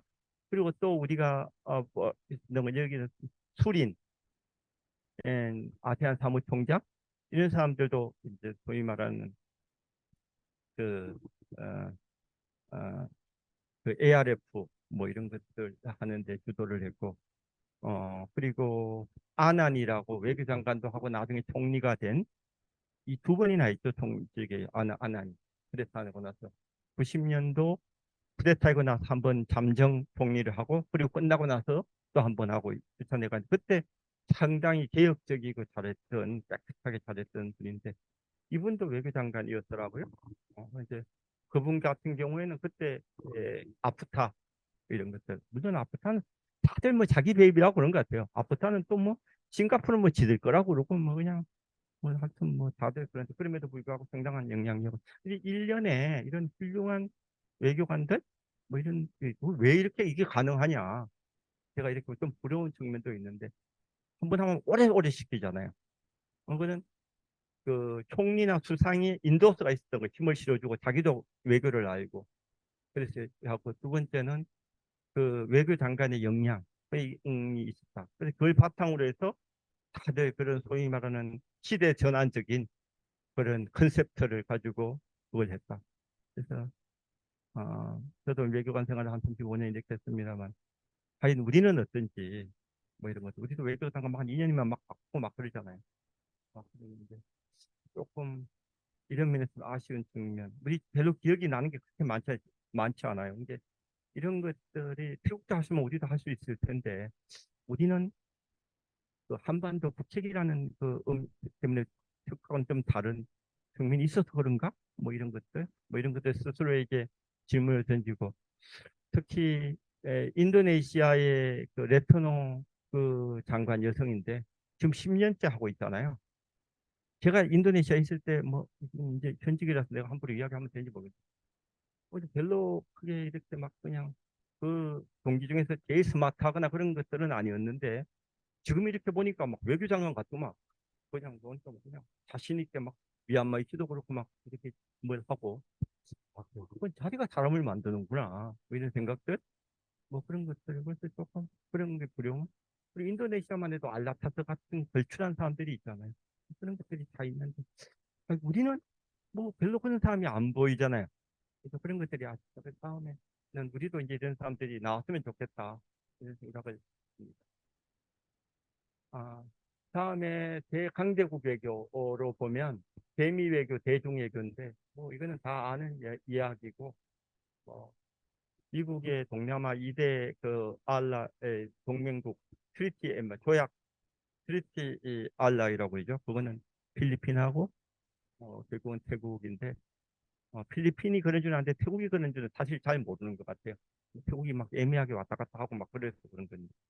근데 이 책에서도 결국은 미국이 바라볼 때 1등은 그래도 동맹국으로서 필리핀이고 그 다음에 뭐 태국 뭐 이렇게 이야기하는데 제가 보기엔 꼭 그것도 순서가 안 맞는 것 같아요. 싱가포르이 더 미국 의중에 더 있는 거 아닌가 이런 생각도 제 나름대로는 그렇게 되고 그건 사실은 싱가포르는 조약 트리티 알라인은 아니잖아요.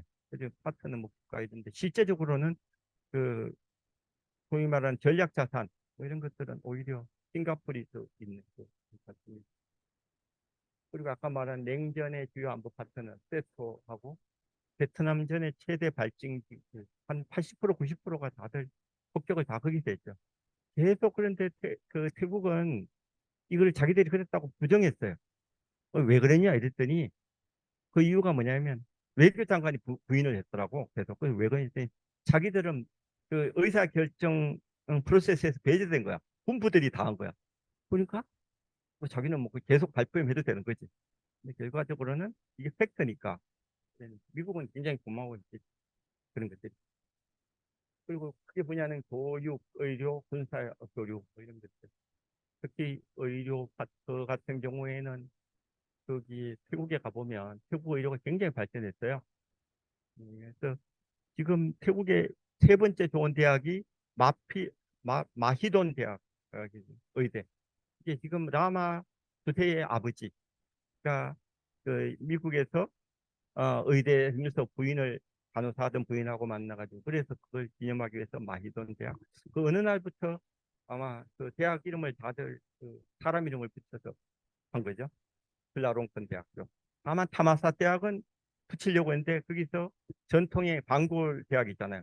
자기들 못한다고 막 시위하고 막 그러니까 그럼 너희들은 내버려 너희들은 그냥 타마사 대학 해 이렇게 해가지고 그냥 이렇게 돼 있던 뭐 그런 건데 그 정도로 의료 분야 그리고 대중외교 75년도에 이렇게 좀 외교 관계를 좀 넓게 이렇게 하고 여러 가지로 일찍 할 수 있, 49년도에 중국이 본토에 공산당 정권이 들었음에도 불구하고 저렇게 했던 건 30년 늦게 이렇게 좀 늦게 된 거죠. 제일 늦은 거는 인도네시아하고 싱가포르이죠. 91년도에.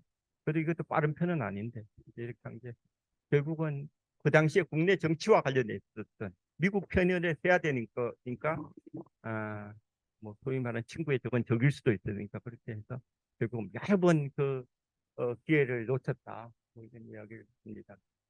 그래서 세중 관계 3대 하이라이트 결국은 3차 인도 차이나 전쟁 결국은 베트남이 캄보디아 침공한 그 계기로 한 거죠. 거의 10년 만에 끝냈는데 이때 중국이 그 태국한테 그 무기를 계속 요즘 뭐 우크라이나 뭐 산한 공격 때문에 많았었는데 그때도 결국은 싸우려면 산한이 있어야 되잖아요. 뭐 그때도 이런 것들을 얘들이 지원을 해주고요. 그래서 이제 그런 물리적인 지원도 있지만 또 한편으로 좋았던 거는 아 결국은 중국이 그 베트남을 조언한다고 이제 침공을 했잖아요. 그러니까 그 베트남이 여력이 없는 거야. 태국으로 이렇게 가볼 여력이 없어가지고 태국으로서 상당히 그때 좀 그 안보적으로 조금 이렇게 좀 부담이 없었던 그런 그래서 상당히 그 당시에 중국을 이제 좀 결국은 뭐 인도 차이나 전쟁도 다 대리전이었죠. 중국과 인도네시아의 대리전 뭐 이렇게 3차는 뭐 이거는 또 중국 개혁 시에 이제 CP그룹 우리 같으면 태국의 삼성벽이 되죠. 여러분들 먹고 있는 대부분의 프로전 냉동 새우 뭐 이런 거 다 그냥 저기서 나온 거일 거예요. 다. 엄청난 데인데. 저기 이제 그 오너의 아들 장남 아들이 와이프가 한국 사람이죠. 한국 사람, 한국 사람. 제 태국에 있을 때도 그거 했는데, 그래가지고 사실은 우리 집 사람하고 고등학교 친구라서 나도 어떻게 연결을 좀 한번 해볼까 이렇게 했는데 우리 집 사람이 기겁을 해가지고 뭐 그냥 근데 태국에 가면 그 정도를 씹히고 이렇게 엄청난 영향력을 주는 사람. 근데 그때 아무도 어 중국에 투자를 안 했는데 CP가 가가지고 엄청 투자를 이렇게 했던. 그래서 이제 물꼬가 터진. 그래서 굉장히 고마워 하는 근데 그런 인연. 그리고 태국의 세대 공유국이 아니네. 공유국이 아니죠. 그 오차가 난 것 같는데 최대 교육국이 최대 교육국이자 관광 천만 명, 연 천만 명. 제가 최근에 그 태국에 가봤더니 깜짝 놀랐어요.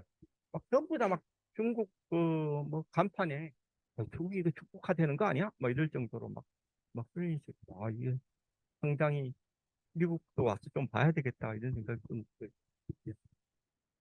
남중국해 굉장히 소극적인 입장, 전쟁국도 아니니까 그런 입장을 견적. 다음에 중국 부상과 미중 관계 가장 그건데 하여튼 미국을 중국의 대항마로서 미국의 영내체를 중시하고 이 사람들 생각이 보니 그렇게 나오더라고요. 미중 경쟁이랄까 특히 중국 뭐 이런 것들에 대해서 중국이 지리적으로 가까운 더 가까운 한국과 일본은 심각한데 자기들은 조금 떨어져 있어가지고 덜 심각하다 이렇게 생각하는 것 같아요. 근데 저 위쪽은 사실은 안 그런데 뭐 그렇게 생각하더라고요.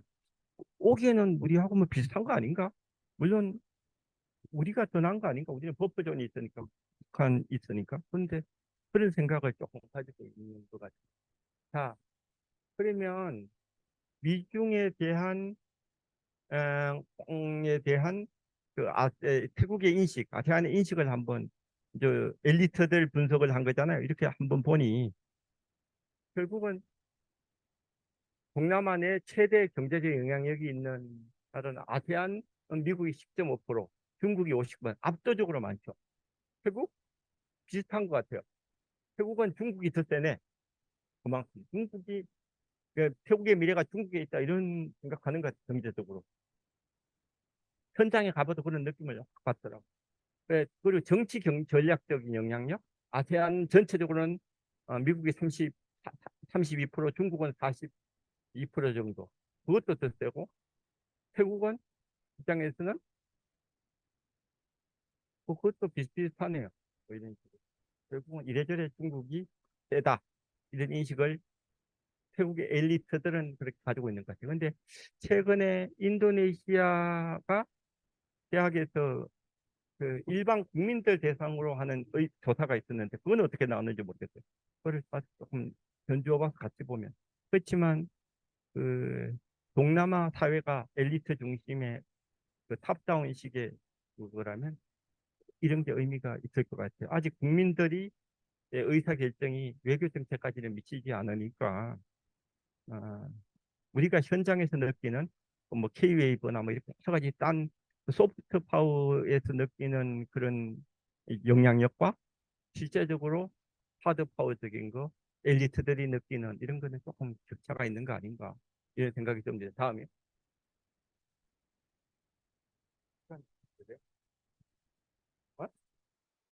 5분? 30분이 남았어요?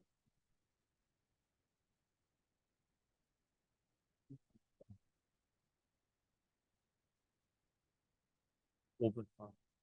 근데 다음에 이제는 대동아시아 외교 많이 있을 텐데 인도 외교. 과거에 사실은 그 태국의 인도 문화권 다 나머지도 비슷하지만 그런 문화권에 있었잖아요. 불교, 힌두교 이런 거다 거기서 들어왔으니까. 그래서 수아노폰 공항에 안에 CIQ의 지역 딱 들어가면 뭐 그거 있잖아요. 그 우유 뭐 젓는 뭐 그거 있잖아요. 힌두교 신화 그거 있는데 그런 것들을 비롯해서 각종 뭐 저게 신화 심볼이 많죠. 뭐 그런 것들 가루다 뭐 이런 것들 인도네시아도 뭐 힌두교적인 요소, 힌두교적인 요소 그런 게 있다가 19세기, 20세기에는 일종의 양쪽이 미싱 링크, 별로 존재감이 없었어요. 근데 21세기에 다시 중국이 부상하고 뭐 그러니까 미중이 또 경쟁을 하니까 소위 말하는 인도의 중요성이 다시 그런 특히 태국은 자기들이 매풍 쪽 오른쪽 이쪽으로 이렇게 매풍도 하는 거 있지만 또 한편으로는 서쪽으로 다웨이 개발을 해가지고 그거를 소위 말하는 그 남부 경제랑 동서 경제랑 이렇게 엮어가지고 일종의 그 인도까지 연결해 보겠다라는 이런 생각들 뭐 이런 것들이 좀 있는 것 같아요. 그래서 앞으로는 점점 인도가 좀 중요하지 않을까. 그러면 이 패턴은 과거 전통 시대에 인도하고 아세안, 동남아, 대륙 동남아의 관계를 다시 리턴하는 크게 보아 역사적으로 보면 압노말이 아니라 노말화하는 막 이런 거 될 수 있지 않을까. 요새 뭐 더군다나 요새 컨셉이 인도양 시대라고 인태 전략 뭐 이렇게 인태 그거 하잖아요. 인도양을 띄고 그렇게 하는 그러면 인도의 인도의 그 동쪽 해안하고 소위 말하는 웬 동쪽이야? 동쪽 뭐 그리고 그 이제 태국의 서쪽인가 이렇게 양쪽에 만나는 그런 제일 외교 하여튼 태국에 가보면 일본의 전대가 굉장히 커져요. 커요. 근데 이게 뭐 하루아침에 된 게 아니고 16세기 때부터 뭐 저렇게 일본 촌도 막 이렇게 있고 뭐 그러니 그래서 제가 저게 태국 근무할 때는 이렇게 막 어느 식당 뭐 이렇게 뭐 이렇게 가면 아 일본인 온리 뭐 이렇게 뭐 이런 것들도 있고 근데 요새는 이제 그런 거가 그리고 참 신기하게 왕국 간 외교가 있고 이게 땐이 아니라 천만대 아니면 바꿔야 되는데 왕국 간 외교가 중요하다. 그리고 1, 2차 세계대전 때 일본을 그냥 좀 특이하잖아요. 더군다나 2차 세계대전 때는 해프닝이 있었잖아요. 필분이 결국은 수축국을 지지하고 자유타이 그것은 정부에서 주미 태국 대사한테 너들 이제 그 통보하라고 하는데 안 하고 계기다가 결국은 거꾸로 미국을 지지하죠. 그리고 나중에는 미국이 봐줘가지고 소위 말한 그 에, 2차 세계대전의 패전국이 아닌 뭐 이런 식으로 됐죠. 양다리 작전이 전형적으로 성공한 사례. 그리고 프라자 합의 이후에 그 일본의 그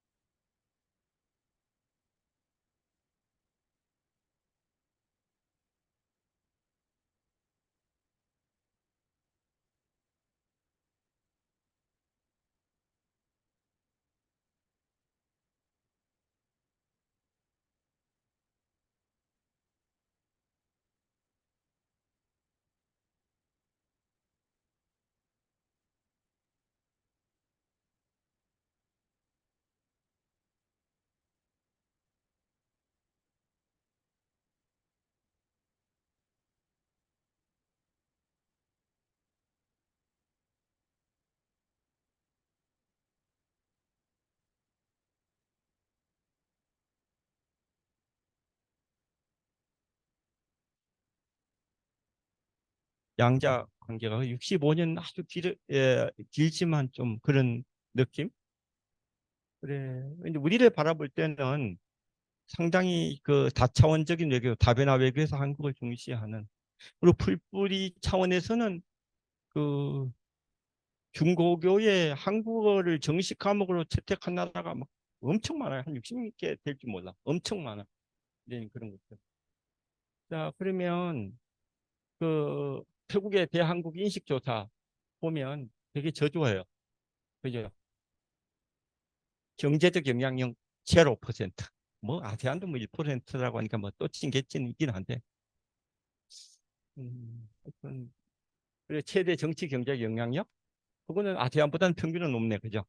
그렇게 미중 대개시 해칭 대상국, 오, 아세안보다 배가 넘네 전체적으로. 그러니까 그래도 그거는 좀 우리가 쳐주는 거네. 그래서 경제적인 관계와 관련돼서 여전히 태국이 좀 덜 발전 더 했다 이런 그 개발했다 그런 느낌이 좀 들고 더 여지가 있다 이렇게 거꾸로 볼 수도 있을 것 같습니다. 다음이요.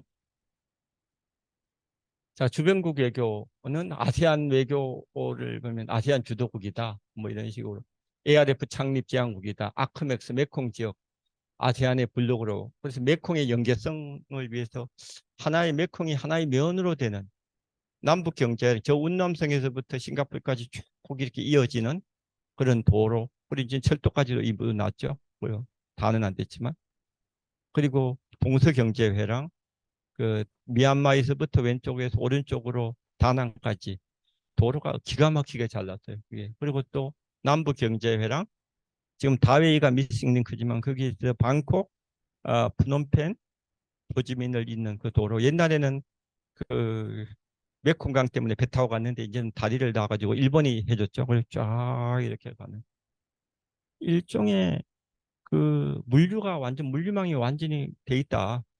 그래서 과거에는 태국에서 예, 예,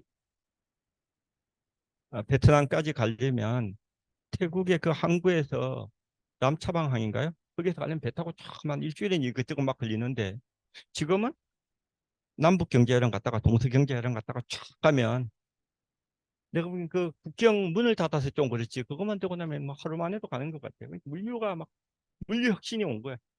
자, 그러면 우리가 태국하고의 외교 관계나 경제 관계를 가져갈 때 이걸 태국을 하나의 면으로 이렇게 보면 그 운남성 운시성까지 하면 한 4억 정도 돼요. 그래서 그게 또 규모의 경제도 있고 그래서 너무 베트남만 하지 말고 베트남 플러스 알파를 할 때 그 태국이나 이렇게 메콩 지역을 다 시야에 두고 우리가 경제 다배다를 가져가면 조금 포트폴리오가 되지 않을까 이런 생각이 듭니다. 다음은 캄보디아 분쟁의 핵심 역할을 했고 미중 경쟁은 집단적으로 아세안을 잘 활용하고 개별적으로도 자기들 양자로 가서 복합적으로 가겠다 이런 생각인 것 같습니다. 다음이요. 그리고 주변국 외교 자기들 외교 가장 핵심이라고 부릅니다. 하트 앤 소울이라고 하는 건데 결국은 과거 전통 시대하고 근대화 시대에서 메콩 지역은 3강 2도 이약 구조.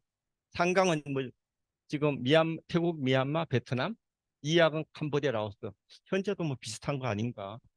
뭐 그런 생각이 좀 듭니다. 현재는 2강 3약, 미얀마가 뒤로 간 거. 어느 정도가 될 것 같습니다.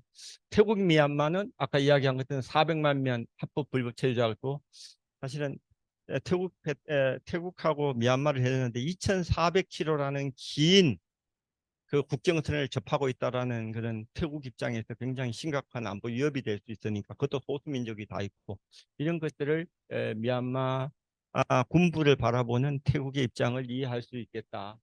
다만 그 보면 태국하고 미얀마가 과거에 전쟁 엄청 했는데 근데 10번 싸워서 9번은 다 태국이 미얀마가 이겼어요. 그래서 미얀마는 미얀마 사람들이 굉장히 덩치가 좋잖아요. 그거 태국 그죠? 싸움도 잘하게 됐어. 코끼리로 막 밀어붙이고 이 전쟁 이기겠다고. 그래서 걔들은 상무 정신이 뛰어나다고. 그래가지고 늘 이겼는데 그래서 그 태국에 있다 보면 그 드라마 이런 소재가 뭐 맨날 저게 그 뭐 그런 이야기야. 그 컴플렉스를 어떻게 저거 해가지고 뭐 좀 가끔 이긴 이야기 뭐 이런 이야기 교과서도 그렇고. 그래서 미얀마는 태국에 대한 컴플렉스가 없어요. 그 반대는 있어. 그런 것들은 보면. 그리고 문화적 공동체는 소성 불교, 몬족, 산족의 소수민족 문화를 공유하고 캄보디아는 지금 현재 프레비아 불교 사원 분쟁 그게 큰 저거죠. 아직까지도 온고잉인 거죠. 유네스코 등재와 관련돼 가지고 그래서 계속 결국은 이것도 영국 그때 식민지 시대 때 지도를 잘못 그려가지고 이제 저렇게 한 식민지 유산의 일부라고 할 수 있겠죠. 이게 좋은 울타리가 좋은 이웃을 가진다고 하는데 잘못된 울타리를 쳐가지고 이렇게 아직까지 이런 분쟁. 결국은 67년도에 아세안 창설되고 나서 한 번도 아세안 회원국끼리는 싸운 적이 없는데 대단한 건 아니지만 그래도 유일하게 태국하고 캄보디아가 싸운 뭐 그런 예외적인 사례. 다음이요. 자, 주변 국가 라오스 강대 국가하고 약소국의 관계.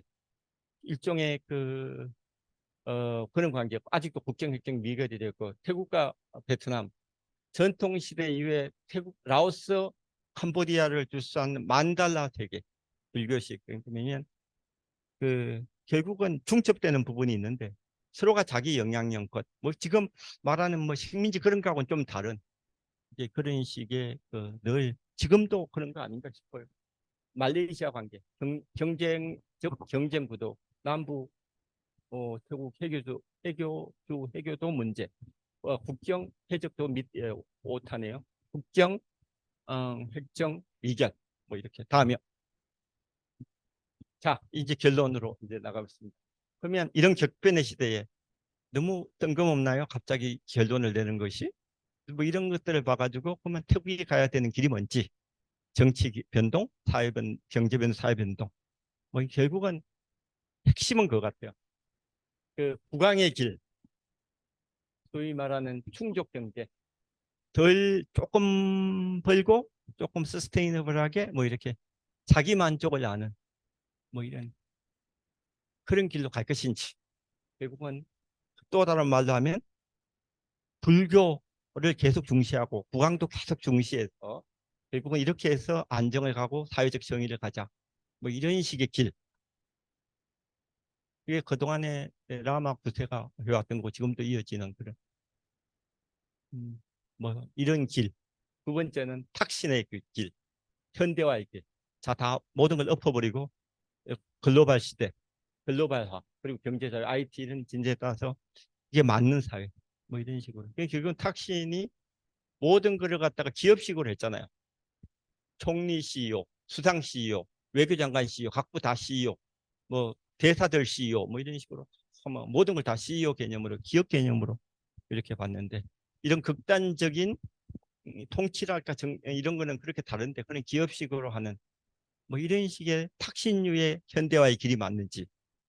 자, 다수 전문가들은 우리 늘 결론은 이렇게 희미한데 이 두 개를 조합한 그 어느 중간이 돼야 되지 않을까라는 게 전문가들의 이야기고 저도 그렇게 생각합니다. 다만 다음에 이제 질문들 중에서 여전히 답변이 안 된 것들이 쿠데타는 일어날 것인가 뭐 이런 것들 그리고 왕실 모독자고 왕실 개혁은 있을 것인지 그리고 탁신계가 다시 등장을 할 것인지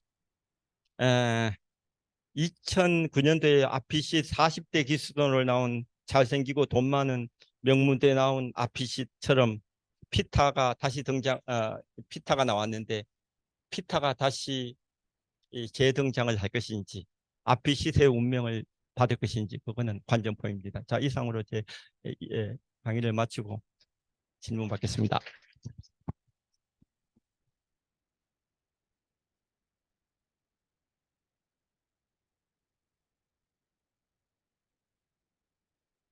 일단은 긴 시간 동안 강연을 이렇게 열정적으로 해주신 서정인 대사님께 다시 한 번만 박수 부탁드립니다. 저희가 사실은 처음에는 외교 전문가로서 이야기를 하실 것 같았는데 외교 전문가가 아니라 역사를 하셨네요. 이제 저의 위치가 점점 좁아지고 있습니다. 먹고 살 길이 없네요. 그래서 일단 너무 강연을 해주셔서 일단 목 좀 축이시고요. 저희가 질문을 받겠습니다. 질문은 이제 여기 플로어에서 받고요. 그리고 이제 채팅창으로도 줌에 들어와 계신 분께서는 채팅창으로 질문을 해주시면 됩니다. 저희가 약 12분 정도의 질의응답 시간이 남아 있습니다. 질문이 있으신 분은 손을 들어서 네, 질문을 해주시면 되겠습니다.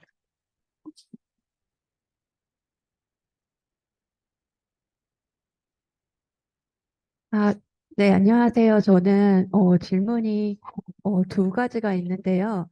먼저, 네, 먼저 지금 세계적으로 정치 상황이나 그런 것을 보면 한국도 마찬가지고 지금 미국의 다음 대선이 어떻게 될지는 잘 모르지만 미국 그리고 유럽을 통틀어서 지금 이제 우익화에 대한 이제 추세가 상당히 강해지고 있어요. 그래서 이러한 우익화에 대한 그러한 추세나 트렌드가 과연 이제 태국이라던가 이제 다른 아세안 국가들의 정치에도 과연 영향을 줄지, 가 궁금하고요.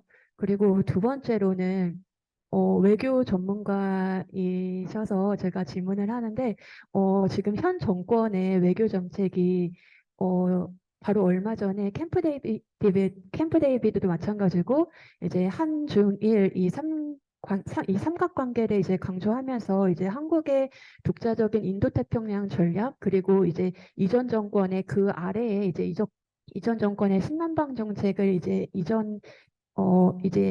있는 카스라고 하는 이제 새로운 정책을 지금 추진을 하고 있는데요.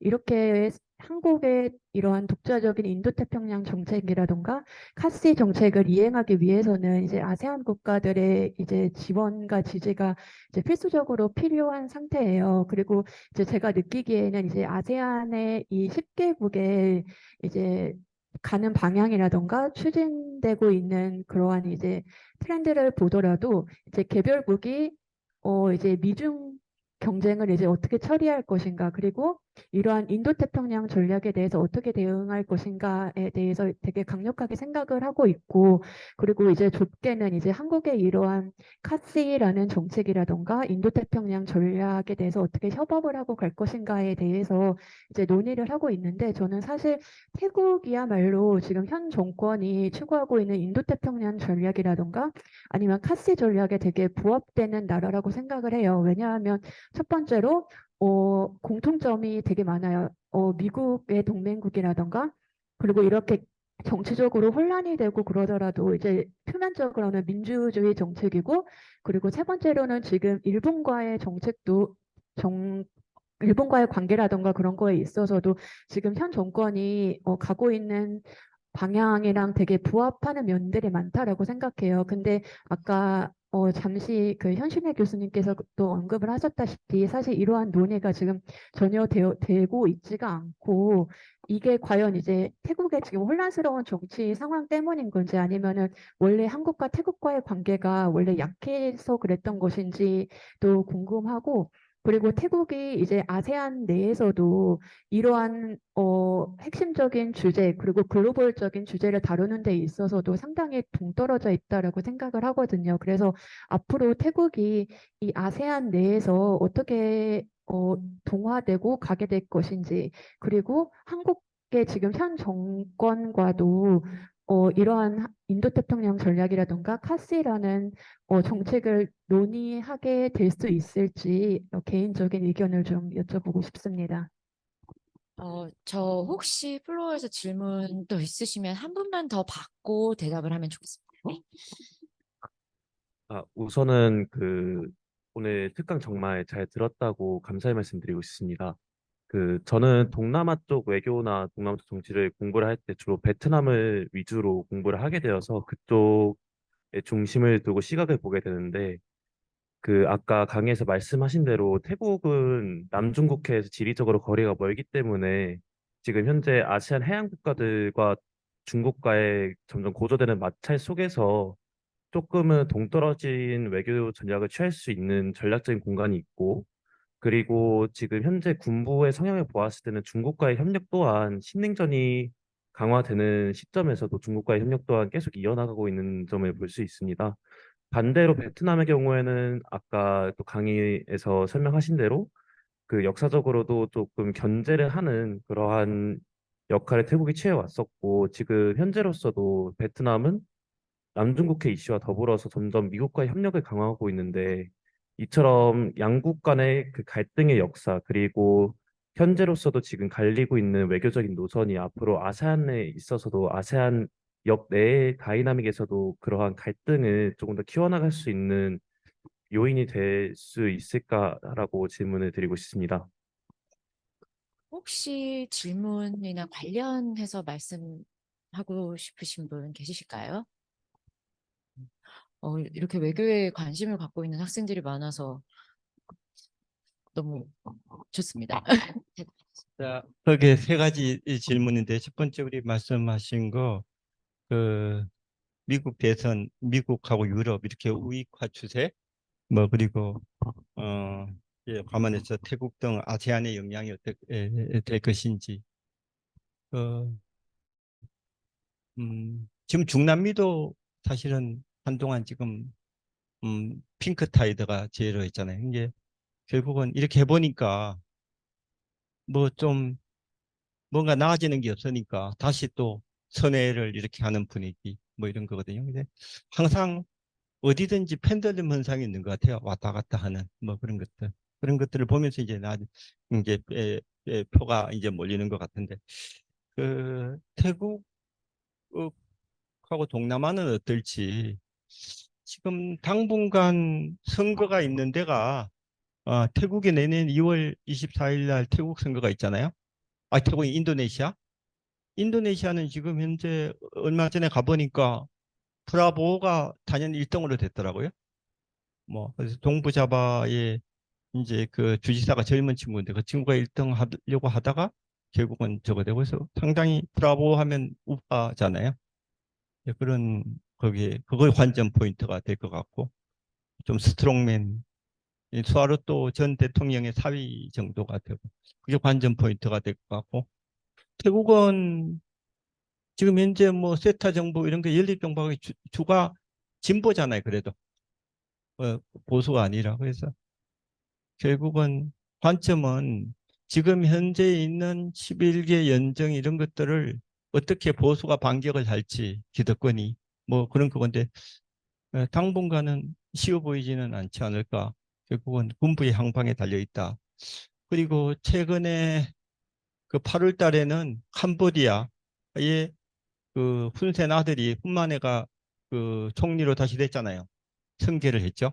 그래 이번에 자카르타에서 이미 9월에 자카르타의 정상회의 때 처음으로 국제 무대에 데뷔를 했는데 막 크게 분류를 해보면 뿐만 해도 뭐 약간 우쪽이겠죠. 막 스트롱맨 그쪽으로. 뭐 물론 웨스트 포인트에서 공부도 하고 있지만 기본적으로 그런 저거. 그 나머지 결국은 라오스, 베트남 다들 뭐 사회주의 국가들이죠. 속성상 보수주의일 수밖에 없고 더 바뀔 수가 없을 것 같고. 자, 싱가폴, 태국, 싱가폴 대통령 선거 있는데 뭐 싱가폴이야 뭐 늘 그냥 현상 유지로 아마 그렇게 되는 것 같고. 말레이시아 지금 진보 속에 총리가 들었었는데 여전히 당분간 큰 문제 없으면 이대로 쭉 갈 것 같고. 브루나이 절대 왕정 뭐 그대로 그냥 뭐 큰 별일 없으면 그냥 갈 것 같고. 그래서 결국은 동남아는 크게 달라질 게 없지 싶어요. 지금 현상 이대로 가지 않을까라는 생각이 들고. 두 번째, 캠프 데이비드 합의 한미일 인태 뭐 그리고 가시에 위해서 아세안 지주가 필수라고 생각을 한다고 말씀을 하시는데 그리고 태국이 우리하고 가시 협력하기 적절하고 여러 가지 뭐 공통점이 콜라 나중에도 민주주의를 하고 미국 동맹국의 일본하고의 관계 이렇게 말씀하신 적절한 아마 진단 같습니다. 그런데 왜 그런데 태국 관계가 이만큼 긴밀한 협의가 없는 것에 태국 혼란 때문인지 아니면 원래 한국과 태국 관계의 약화 때문인지 뭐 이런 말씀을 이렇게 좀 했는데 문의하셨는데 어, 크게 보아 일단 태국에 제가 태국하고 올해 2월 21일 날 태국하고 전략 대화하러 갔어요. 가시 이런 것 때문에. 그래서 거기에 그 진보의 대표적인 학자인 티티난하고 줄라롱코의 티티난하고 그리고 보수의 가장 대표적인 방콕 퍼스지의 그 가시 이렇게 나왔는데 뭐 하여튼 티티난은 그러더라고요. 한국의 인태 전략이 가시 전략이 과거의 스트래티직 앰비규어티에서 스트래티직 클래리티 선명성으로 온 걸로 본다.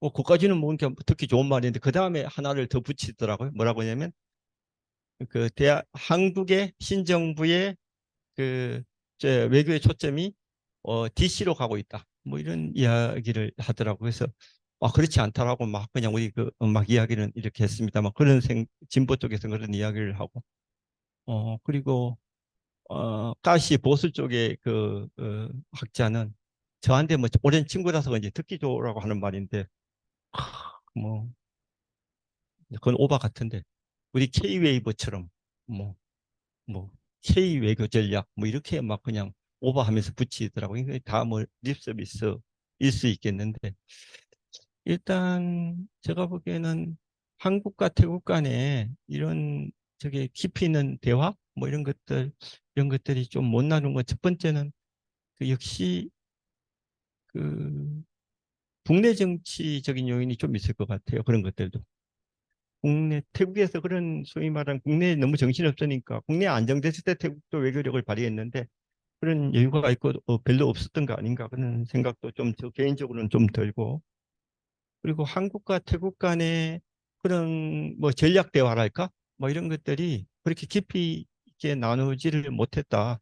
2월 달에 하기는 했지만 이제 그런 것들도 하나 요인이 아닌가 싶습니다. 그래서 앞으로 어 가시와 관련돼 가지고 아세안하의 협조가 계속 필요할 거고 그러면서 태국의 그 협조도 필요하다는 거는 동의를 합니다. 그래서 9월 달에 그 자카르타에서는 한아세안 정상회의 시에 뭐 의장 성명에 보면 처음에 스테이트먼트 보면 가시를 전폭적으로 지지를 한다 뭐 이렇게 나와 있는데 좀 더 그 지지에 맞게끔 우리가 실제적으로 피부에 와 닿는 그런 정책들을 잘 착실하게 진행해 나가야만이 우리의 진정성을 알 수 있지 않을까 이런 생각이 합니다. 여전히 그네들 마음속에는 신남방 정책 뭐 이런 것들이 많이 갖고 있습니다. 그래서 내가 신남방 정책이나 가시나 뭐 크게 다르지 않다. 아세안 중심은 똑같다라고 이야기하는데 지난 5년 동안 소위 말한 너무나 많이 들어왔기 때문에 입에 아마 NSP가 더 입에 와 닿는 것 같아요. 가시보다는. 근데 발음은 가시가 더 좋은데 하여튼 뭐 그런 상황인 것 같습니다. 두 번째, 세 번째 질문하는 그 남중국해 관련돼 가지고 그 뭐 베트남과 태국의 경쟁 그리고 아세안 내 갈등이 근데 남중국해가 되게 저도 이제 남중국해 활동한 왔는데 결국은 그 남중국해 분쟁 대상국이냐 아니냐 이게 되게 중요한 것 같아요. 일단 베트남, 필리핀, 말레이시아, 브루나이 그리고 플러스 알고 EEZ와 관련되는 거는 인도네시아인데 이 나라들은 기본적으로 이걸 강하게 반발을 할 수밖에 없는 것 같아요. 그렇지만 태국이나 캄보디아, 라오스, 미얀마 이게 자기들하고 별로 좀 근데 태국은 조금 관련이 있을 것 같은데 그 바닷물이 다 연결돼 있잖아. 중국계 남중국해가 막히면 자기들 별로 좀 문제가 될 것 같은데 하여튼 근데 기본적으로 중국과의 관계를 고려해서 이렇게 좀 나서지 않는 것 같아요. 그런 면에서는. 그리고 하여튼 그런 현상이다. 그리고 최근에 팔로우 하셨는지 모르겠지만 9월 아세안 정상회의 발 직전에 중국의 지질 연구소인가 학회에서 10단선을 발표했죠. 이렇게 대만을 포함시킨 거. 이에 대해서 아세안 차원에서 정상회의에서는 이런 방구의 코멘트도 없었고 아세안 관련되는 국가, 분쟁 국가에서는 대사관이나 외교부에서 코멘트가 있었다고 하더라고요. 내가 안 봤는데 그 정도의 항의는 아마 한 것 같고. 그리고 왜 이 시점에 중국이 지질학 연구소에 그런 걸 했을까라는 걸 제가 질문을 던졌는데 답변은 모르겠는데 저는 상당히 국내용 같아요. 대만을 포함시킨 거 보면 그런가 아니면 별로 실익이 없어요. 지금 COC를 잘 협의하고 있고 분위기가 괜찮거든요. 중국이 이 전략이 지금 맞아 떨어지거든. 계속 DOC 끝나고 나서 COC 하면서 막 지질 끌면서 계속 협상하는 그런 모습을 보여주고 있는데 왜 갑자기 지질학회에서 대만을 포함시켰을까? 뭐 이런 것들. 그러니까 어떤 학자는 별거 아니다라고 하는데 그래서 과연 별거 아닐지 잘 모르겠어요. 그 정부가 그것도 정부잖아요. 이게 지금 구단선도 중국의 구단선도 처음에 시작은 창대하지 않았어요. 아주 미미했어. 2009년도에 유엔의 유엔 해양법 경계선가 뭐 그거 할 때 구단선 솔직히 끼워 넣고 그 다음부터 막 강화해 왔거든. 이 10단선 뭔지 모르겠어요. 뭐 그렇게 따지면 옛날에 11단선 있었잖아요. 그죠? 뭐 그냥 그건지 여러분들 좀 더 공부를 하시기 바랍니다. 하여튼 뭐 기본적으로 남중국해 문제에 대한 아세안의 입장은 기본적으로 분쟁과 영유권 문제는 개별 국가들끼리 한다. 그리고 평화의 이슈 뭐 이런 것들, 그리고 공동 개발 뭐 이런 평화의 이슈 이런 것들은 여타 아세안 국가들 우리 양자적으로도 있죠. 저희 아세안적으로 이야기할 수 있다. 뭐 그리고 제3국도 일부는 좀 할 수 있다, 이런 입장인 것 같습니다. 그래서 나라마다 입장이 조금씩 미묘합니다. 태국은 뭐 그냥 중간 입장에서 소극적으로 괜히 그냥 중국을 건드리지 않는, 중국이 되게 핵심 이익이라고 그러잖아요. 대만, 그리고 어디야? 대만, 남중국해, 그리고 어디야? 저기 신장. 다 같은 병렬이라고 하는데 저는 순위상으로 그렇지 않을 것 같아요. 대만이 1등이고, 대만 이슈가 제일 1등이고, 그 다음에 신장. 남중국해는 조금 떠진 거 아닌가 모르겠어요. 그렇지만 같은 선상이라고 하니까 그런 측면에서 그네들이 중요하다고 생각하는 걸 외교에서는 우리가 몰라도 상대가 되게 중요하다고 생각하면 그걸 좀 잘 들여다볼 필요가 같아. 외교 그걸 할 때도, 정책을 할 때도. 뭐 그래서 그 방법상으로 지들이 엄청 중요하다고 하는데 우리는 마치 중요하지 않은 것처럼 하면 결국 그게 리퍼큐션이 있을 거다. 그래서 우리가 막 그런 면에서 감안을 해서 방법론적으로는 우리가 그런 게 나올 때도 잘 맞게끔, 상황에 맞게끔 뭐 이야기하는, 이게 과연 그렇게 하면 스트래티직 앰비규어티냐? 그건 저는 아니라고 봅니다. 우리 같이 이야기하고 방법 전상은 조금 더 다른 방식으로도 있을 수 있다 이렇게 생각합니다. 예, 다음이요. 아, 저 저희가 사실은 시간이 넘었는데요. 동아대에서 이제 박장식 교수님이라고 네, 미얀마 전공을 하시는 분이 예, 계세요. 압니다. 근데 그분께서 따로 메시지를 보내셔서 질문을 하셔가지고 이걸 마지막 질문으로 하려고 합니다. 왜냐하면 네. 모두가 주목하는 질문, 이제 굉장히 중요한 문제인 것 같아서요.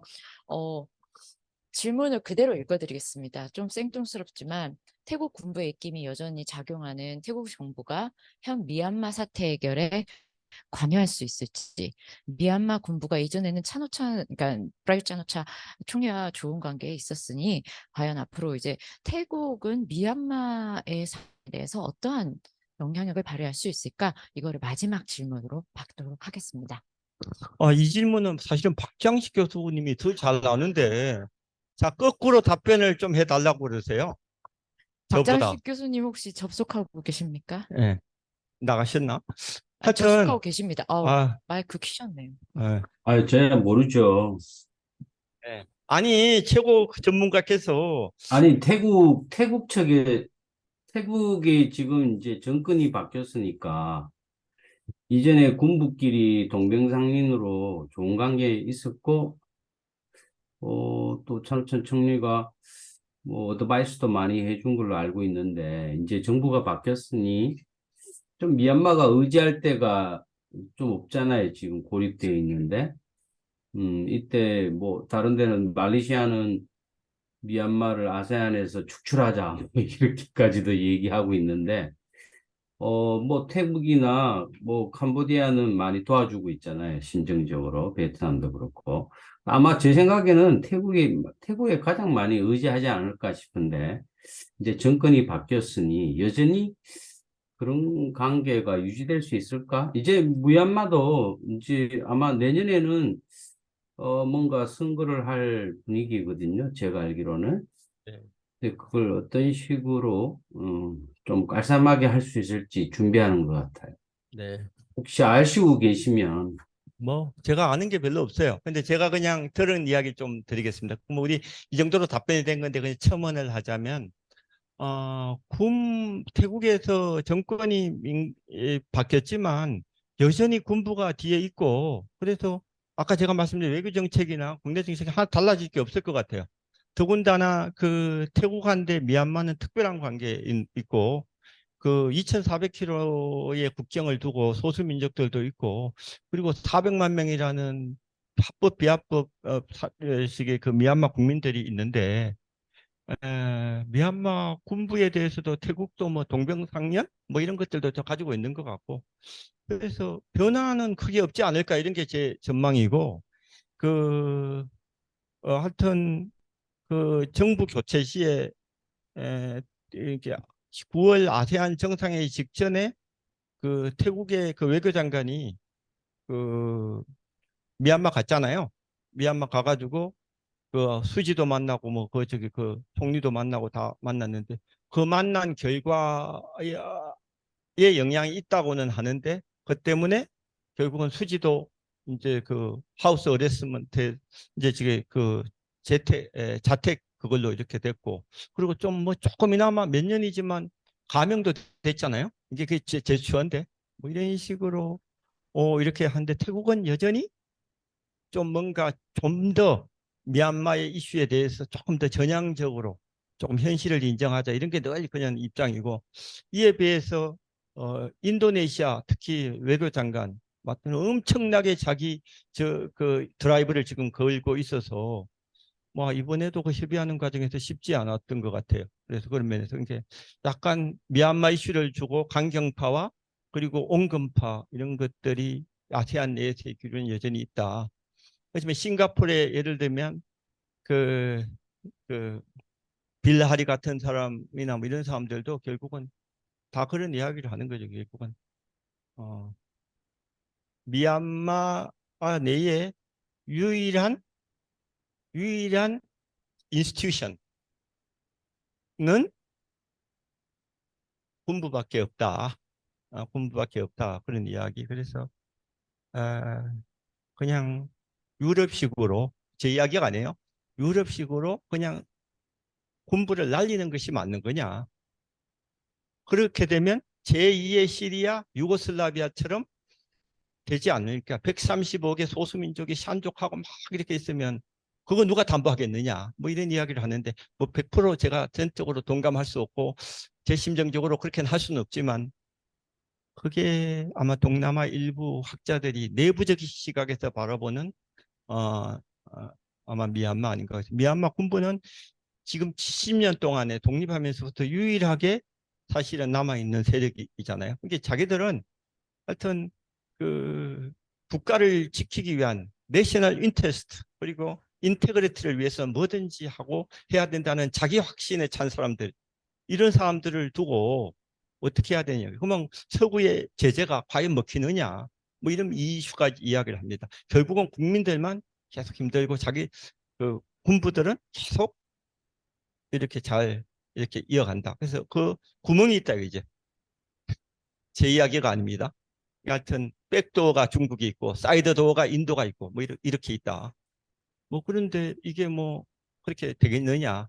뭐 문이 이제 옆으로도 나 있고 뒤로도 나 있는데 뭐 이런 이야기를 하는데 결국은 이게 뭐 우리 박장식 교수님의 이 질문에 대해서 조금이나마 보충 설명이 되지 않을까 하는 생각이 듭니다. 예, 이상입니다. 네. 오늘 긴 시간 강연 들어주셔서 정말 감사드립니다. 이- 예, 일단은 다시 한 번만 저희 강연해주신 서정인 대사님께 박수 한번 주시고요. 네,